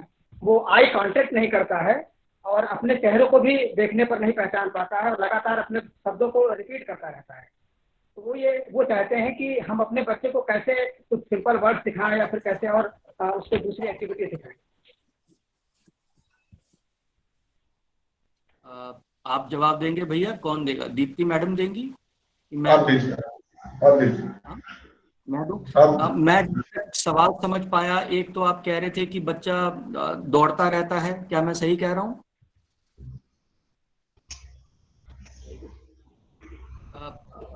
राजेश जी, क्या आप एक बार इनका सवाल दोहरा पाएंगे? क्योंकि मेरे हिसाब से जो मुझे समझ में आया वो ये कह रहे हैं कि बच्चा एक जगह टिकता नहीं है, चंचल ज्यादा है, भागता दौड़ता रहता है। दूसरा उन्होंने बुलाता है, ठीक है, और आई कांटेक्ट नहीं देता। 3 चीजें उन्होंने बोली थी, मैं जहां तक याद कर पा रहा हूँ। मैं सही हूँ? जवाब दूं मैं इसका? Yes sir. ओके, देखिए जो पहला वाला एक करके हम आते हैं। अगर बच्चा जैसे अगर चंचल ज्यादा हो, भाग दौड़ ज्यादा करता हो, तो उस केस में हम 2-3 तरीके से इसको सही करने की कोशिश करते हैं। एक तो ये है कि हम बच्चे को फिजिकली थोड़ा थकाने की कोशिश करते हैं, उसको जितना हो सके फिजिकली टायरिंग एक्टिविटीज में, जैसे दौड़ में उसको पकड़ के जैसे दौड़े, फुटबॉल ज्यादा खेलने को दें क्योंकि उसमें भागना पड़ता है। ऐसे कामों में ज्यादा लगाएं जहां पे उसकी एनर्जी कंस्ट्रक्टिवली यूटिलाइज हो। इस तरीके से उसको ऐसे कामों में लगाना जहां पे कि उसको एक माध्यम मिले कि वो अपनी एक्स्ट्रा एनर्जी को चैनलाइज कर पाए। जैसे दौड़ है, जैसे फुटबॉल खेलना है, इन चीजों में किसी गेम में लगाना, फिजिकल एक्टिविटी गेम में लगाना बेहतर मानते हैं। दूसरा, हम इसकी स्पेशल एजुकेशन की कुछ एक्टिविटीज होती हैं जो हम बच्चे की अटेंशन कंसंट्रेशन और बेहतर कर सकते हैं। जैसे चीजों को अलग करने को देते हैं, हम सॉर्ट आउट करने को देते हैं, मेजेस लगाने को देते हैं, पजल सॉल्व करने को देते हैं। और अगर बहुत ज्यादा बच्चा छोटा हो और हम उसको बिल्कुल भी अपनी बात नहीं मनवा पा रहे हैं, अक्सर में ऑटिज्म के बच्चों में देखते हैं जहाँ पे ऑटिस्टिक बच्चे जो हैं वो पूरी तरीके से हमारी बात समझते भी नहीं है और अगर समझते हैं तो मानते भी नहीं है, क्योंकि उनको भागने में बहुत मजा आता है। जैसे अलिंदर भैया ने बताया था, वो सेल्फ स्टिमुलेटरी बिहेवियर है।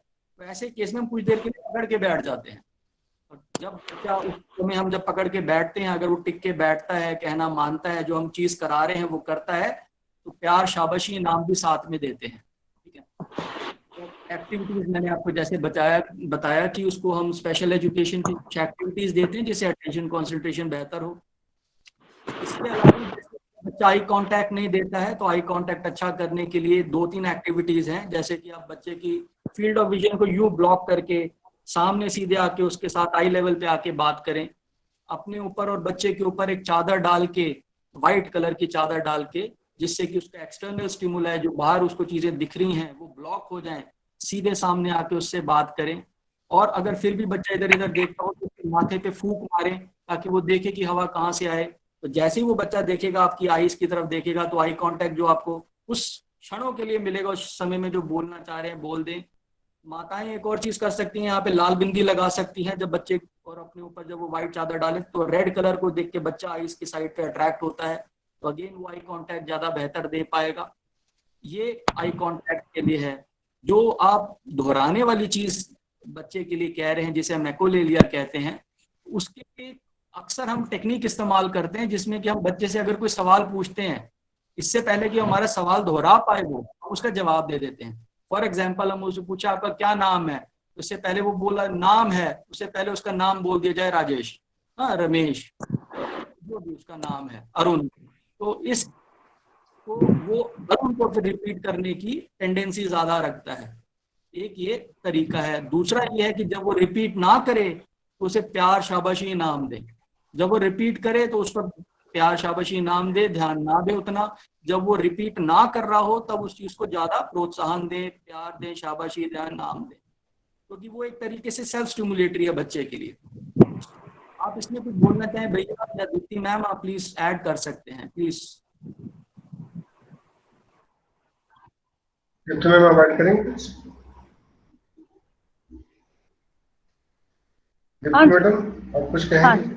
नमस्कार सबको, जो भी वेबिनार में उपस्थित हैं सबको मेरा हार्दिक अभिनंदन, मैं अभिवादन करती हूँ। ये जो क्वेश्चन जो प्रश्न पूछा गया है रिपन जी से, रिपन जी ने जिसका जवाब देने की कोशिश की, बहुत अच्छा उन्होंने पक्ष रखा है कि बच्चे के साथ हम ऐसी गतिविधियां की जा सकती हैं जिससे बच्चे का हम ध्यान केंद्रित करने की कोशिश करें। ये एक ऑप्शन हो सकता है, ये एक तरीका हो सकता है।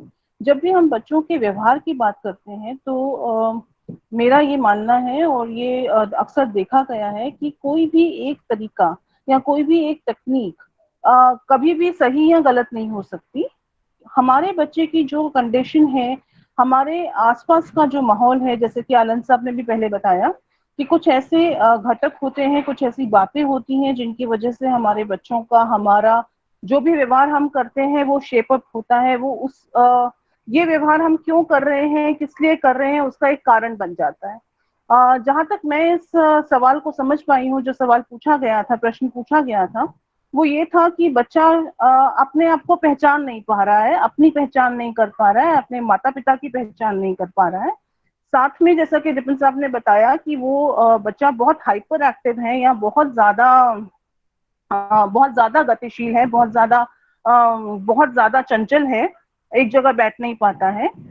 जो चंचलता को कंट्रोल करने के लिए, उसको नियंत्रित करने के लिए रिपन साहब ने तरीके बताए, मैं उससे मैं बिल्कुल सहमत होते हुए मैं दूसरा पक्ष को लेना चाहूंगी, और वो ये है कि जब बच्चा अपने आप को पहचान नहीं पा रहा है, बड़ा मुश्किल हो जाता है अगर बच्चा अपने आप को और अपने माता पिता को नहीं पहचानता है, अपनी व्यक्तिगत अगर उसे पहचान ना हो तो बड़ा ही मुश्किल हो जाता है कि हम किस तरीके से उसको ये समझाएं कि उसका नाम क्या है, वो कहाँ रहता है, और बहुत सारी बातें। मेरे जो कार्यकाल में मैंने ऐसे 2-4 केसेस सिमिलर प्रॉब्लम्स के, इसी तरह की समस्या के, हमने बहुत सफलता देखी है उसमें, और वो ये है, हम एक बच्चे को मिरर इमेज देके अपना शीशे में दिखा के उसको उसके आईने के सामने खड़े होके उसके बारे में बात कर सकते हैं। उसको हम बता सकते हैं कि जैसे हम आईने के सामने बच्चे को खड़ा किया, हम माता या पिताजी जो भी अवेलेबल हैं, भाई या बहन जो भी अवेलेबल हैं, वो साथ में खड़े हों, उनके साथ बात करें, एक डायलॉग बनाएं, एक बात करने का माहौल बनाएं, एंड बच्चे के साथ बात करें। एक फोटोग्राफ बच्चे की रख लें, वो फोटोग्राफ के साथ आइडेंटिटी हम इस्टेब्लिश करें। इसका मतलब ये है कि हम इस तरह का माहौल क्रिएट करें कि बच्चे को हम वो आइडेंटिटी, कि बच्चा लड़का है, लड़की है ना, भाई बहनों के साथ हर तरह से उसकी आइडेंटिटी जिस तरीके से वो समझ सकता है, जिस लेवल पे वो समझ सकता है, उसको हम स्थापित करने की कोशिश करें। एंड धीरे धीरे आप देखेंगे कि बच्चे को ये समझ आ जाएगी कि मैं जो शीशे में या जो मिरर में या जो आईने में बंदा दिख रहा है वो मेरे जैसा है। तो somehow there is a similarity, मतलब अगर मैं इसे हिंदी में डालूं तो वो मेरे जैसा है, एंड मेरी आइडेंटिटी जो है, मेरा जो अस्तित्व है वो वैसा है। तो कहीं ना कहीं ये जैसे ही कंसेप्ट बच्चे के दिमाग में एक बार बैठ जाएगा, एंड जैसे आलिंद साहब ने, रिपन साहब ने बताया, जब भी हम व्यवहार की बात करते हैं तो 3 चीजें बहुत इंपॉर्टेंट होती हैं। एक तो होता है रेपिटेशन। रेपिटेशन से मेरा मतलब है कि हम जरूरी नहीं है कि हम ये कहें कि अगर इस बच्चे ने, ऑटिज्म का एक बच्चा है, वो 5 दिन में ये चीज सीख गया, तो दूसरा ऑटिज्म का बच्चा भी 5 दिन में ही सीख जाएगा, ऐसा कभी नहीं होता है। तो हम एक तो रेपिटेशन करते रहेंगे रेगुलर, हम उसको चीज को दोहराते रहेंगे, और जिस तरीके से बताया गया है उसी क्रम में दोहराएंगे, ताकि बच्चे की जो सीखने की जो वो क्रम है उसका सीखने का, वो कहीं पे अव्यवस्थित ना हो जाए, डिस्टर्ब ना हो जाए। दूसरी चीज जो ध्यान देने वाली है वो ये है कि जब भी आप बच्चे के साथ काम करें या जब भी बच्चे के साथ किसी भी व्यवहार पे काम करें, तो हम उसको कंसिस्टेंट रखें। कहने का मतलब, कंसिस्टेंट का मतलब ये है कि घर में जितने भी लोग हैं वो एक ही तरीके से, जैसे कि रिपन साहब ने बताया, एक ही तरीके से उसको डीलिंग करेंगे। ये पहले आप तय कर लें कि अगर हमने इसको इस तरीके का व्यवहार सिखाना है तो उसको, अगर दादाजी हैं, दादी जी हैं, मम्मा हैं, पापा हैं, बहन है, भाई है, अगर बड़े हैं और समझ सकते हैं, छोटों को हम इसमें शामिल नहीं कर पाएंगे, पर अगर बड़े हैं तो उसी तरीके से वो व्यवहार दें, अपनी प्रतिक्रियाएं दें, उसी तरह से शाबाशी दें, उसी तरीके से प्रोत्साहन दें, ताकि बच्चे को ये समझ आ जाए कि जो मैं अच्छा काम कर रहा हूँ या जो मैं सीखना चाह, जो मुझे सिखाना चाह रहे हैं, अगर मैं उस तरीके का प्रतिक्रिया देता हूँ तो मेरी शाबाशी होती है, और अगर जो मुझे नहीं करना चाहिए उसके लिए मैं बहुत ज्यादा, मेरा स्वागत नहीं किया जाता। तीसरी चीज जो सीखने वाली ये है, जब भी हम बच्चे के साथ काम करते हैं, किसी भी बौद्धिक दिव्यांग बच्चे के साथ, या जिसकी सीखने समझने की जो क्षमता है वो बहुत ही सीमित है, तो हम उसकी क्षमताओं को ध्यान में रख के काम करेंगे। ये मेरे सभी अभिभावकों से निवेदन है कि अगर बच्चा 10 साल का है, मान लीजिए वो 2010 में पैदा हुआ और 2020 में वो 10 साल का हो गया, लेकिन अगर उसकी बौद्धिक क्षमता 3 साल के हिसाब से है या 4 साल के हिसाब से है, वो समझता 4 साल के बच्चे के बराबर है, तो हम उसकी शारीरिक जो उम्र है 10 साल के हिसाब से काम नहीं करेंगे, फिर हम काम करेंगे उसके 4 साल की बौद्धिक क्षमता के हिसाब से। क्योंकि अगर हम 10 साल के बच्चे के साथ उसको कंपेयर करेंगे, या हम सोचेंगे कि फलाना 10 साल का बच्चा है, वो तो इतना कुछ कर जाता है, वो ये बात तो 2 दिन में सीख जाता है, तो फिर क्या होगा, हमारे बच्चे का शारीरिक विकास बेशक ज्यादा है लेकिन जो बौद्धिक विकास है वो सीमित है। तो हम जो भी सीखते हैं, जो भी समझते हैं, वो हम अपने बौद्धिक विकास की वजह से समझते हैं, उनकी उस क्षमता की वजह से समझते हैं। तो ये 3 बातें ध्यान में रखनी जरूरी होंगी। आई गेस मैं कोशिश कर पाई हूँ प्रश्न का उत्तर देने के लिए। हमें लगता है कि उनका उत्तर मिल गया होगा। मैं थोड़ा ऐड करना चाहता हूँ। बहुत सारे लोग जो है लिख रहे हैं चैट बॉक्स में, सर्टिफिकेट नहीं होगा, सर्टिफिकेट नहीं। अब जैसे मैंने अपने प्रेजेंटेशन में भी कहा था, हमारे कोई भी बिहेवियर टू वे होते हैं। मैं जो कर रहा हूँ उसके पीछे एक बेनिफिट छिपा है। मेरा बेनिफिट बहुत साफ सुथरा है कि अगर मैं क्लासरूम में हूँ तो मेरे सारे विद्यार्थी मुझे सुने, और अगर उनमें से कोई भी नहीं सुन रहा है और मुझे ऐसा लग रहा है कि वो हट गया है सुनने से, तो मैं बोलना बंद कर दूंगा, क्योंकि मेरा जो बेनिफिट है वो मुझे नहीं मिल रहा है। इसी तरह आपका जो बेनिफिट है कि हम जो बता रहे हैं वो इधर अंदर में घुस रहा है, और अगर अंदर में नहीं घुस रहा है तो आप हमको नहीं सुनेंगे। तो हमको ऐसा लग रहा है कि हम इस लायक नहीं बता पा रहे हैं, हम इस लायक नहीं है, हम तीनों लोग जितने बेहतरीन तरीके से आपको बताना चाहिए, और आप सर्टिफिकेट पे ज्यादा इंटरेस्ट ले रहे हैं, और इस सर्टिफिकेट का कोई सीआरई वैल्यू भी नहीं है, फिर भी आपको वो सर्टिफिकेट ज्यादा अच्छा लग रहा है। तो हमको लगता है कि हम तीनों लोगों को कहीं ना कहीं कुछ सुधार करना पड़ेगा। रिपन भाई, दीप्ति मैडम, हम शायद उनके लेवल से बात नहीं कर पा रहे हैं, उनके लिए हमारी बात से ज्यादा वैल्यूएबल सर्टिफिकेट लग रहा है। ठीक संजय भाई, आप सवाल दूसरे व्यक्ति का पूछ सकते हैं।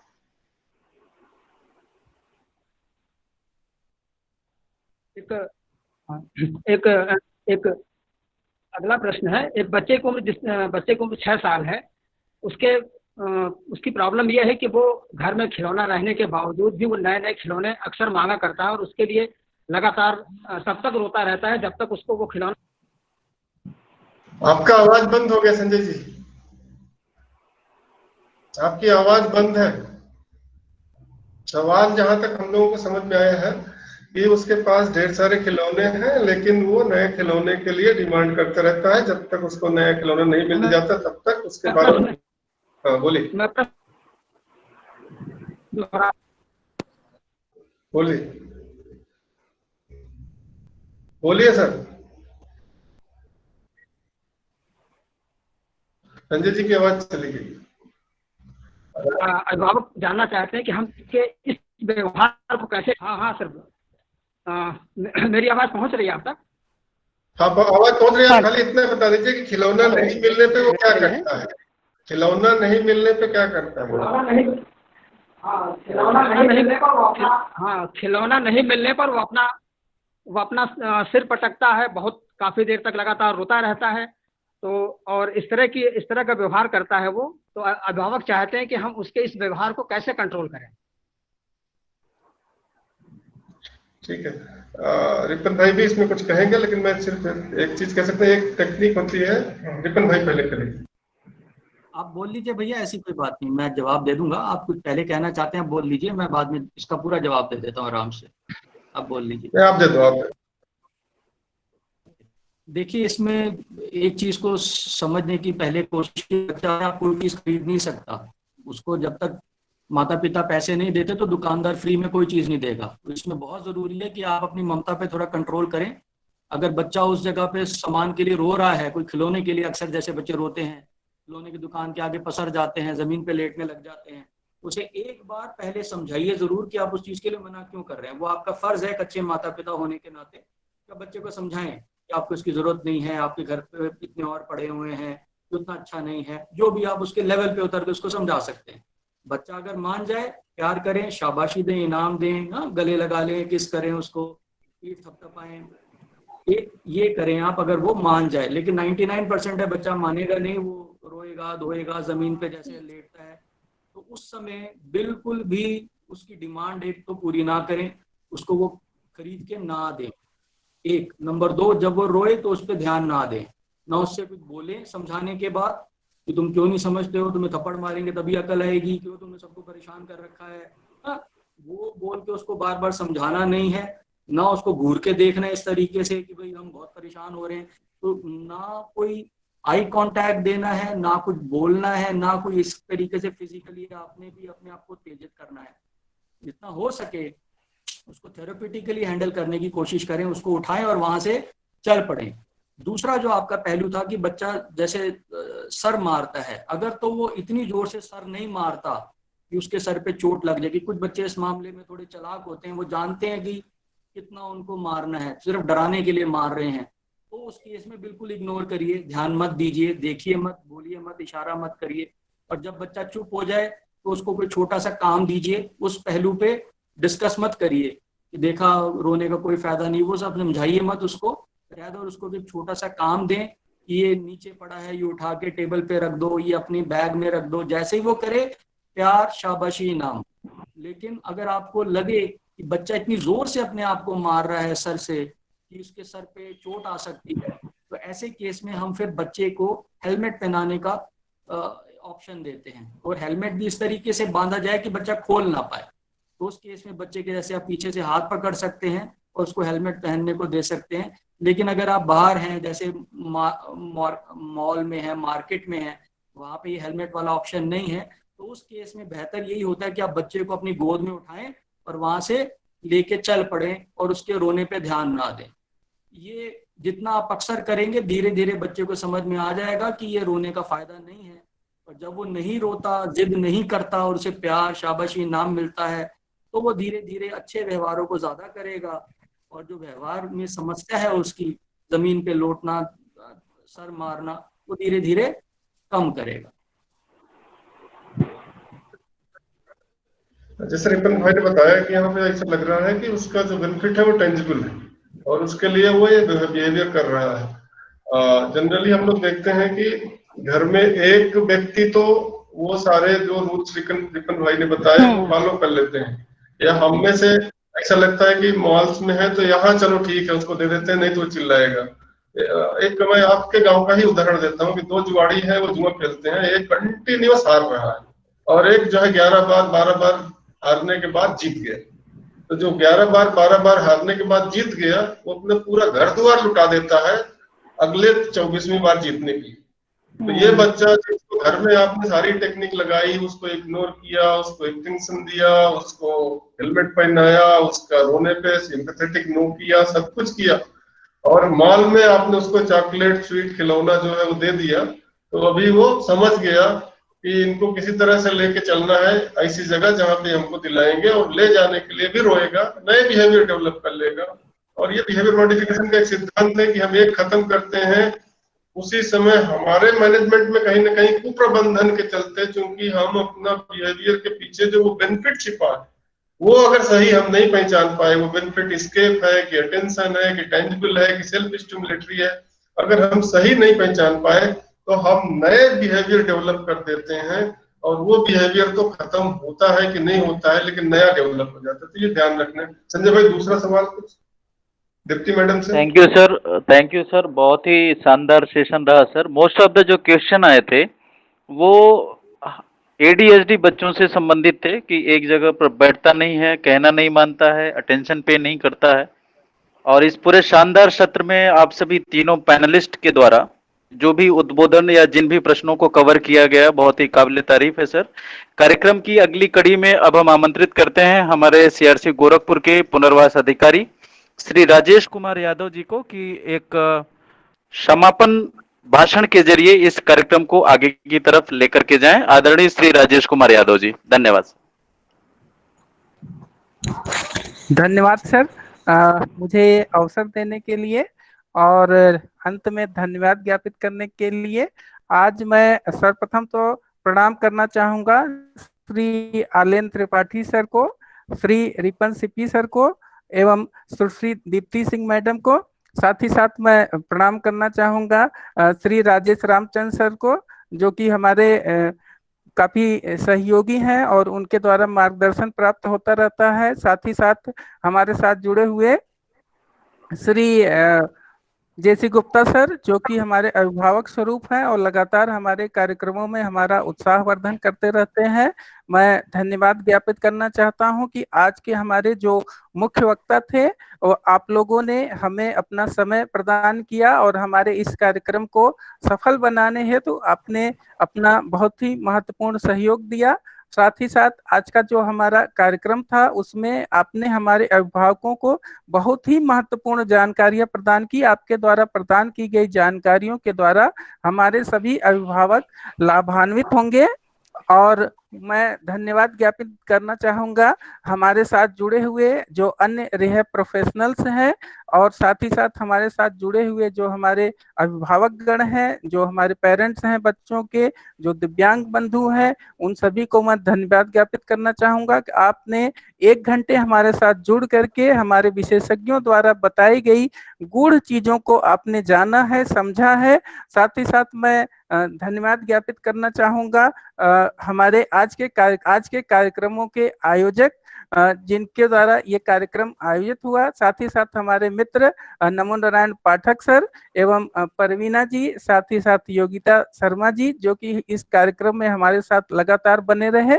मैं धन्यवाद ज्ञापित करना चाहता हूँ हमारे निदेशक डॉक्टर रमेश कुमार पांडे सर का, जिनके की मार्गदर्शन के द्वारा हम इस तरह का कार्यक्रम संपन्न कर पाते हैं। साथ ही साथ मैं अपने राष्ट्रीय निदेशक डॉक्टर हिमांशु दास सर का भी धन्यवाद ज्ञापित करना चाहता हूं कि जिनके द्वारा इस तरह का कार्यक्रम हम संपन्न कर पाते हैं।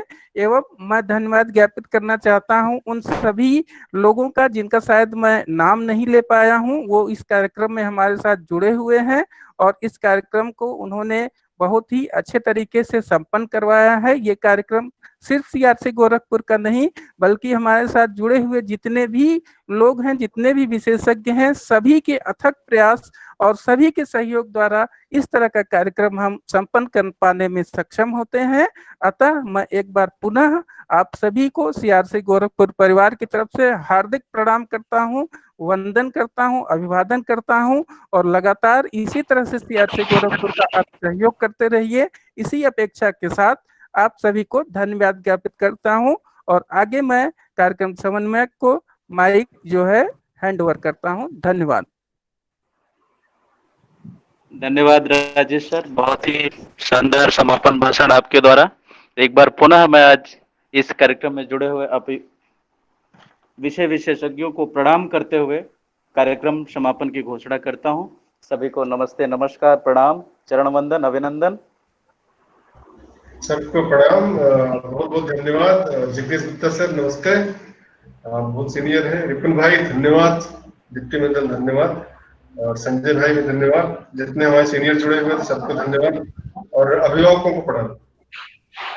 Thank you sir, thank you so much.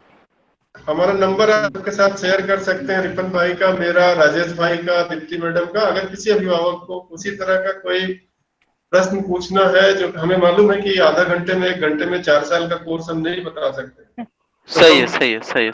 तो इसलिए आप उनसे बोलिए हम लोगों को फोन करें, हम लोग कोशिश करेंगे पूरा उनका। श्योर सर, जो लोग पर्सनली हमारे अभिभावक हमसे संपर्क करेंगे सर, जरूर हम उनको आप सबके नंबर उपलब्ध कराएंगे सर।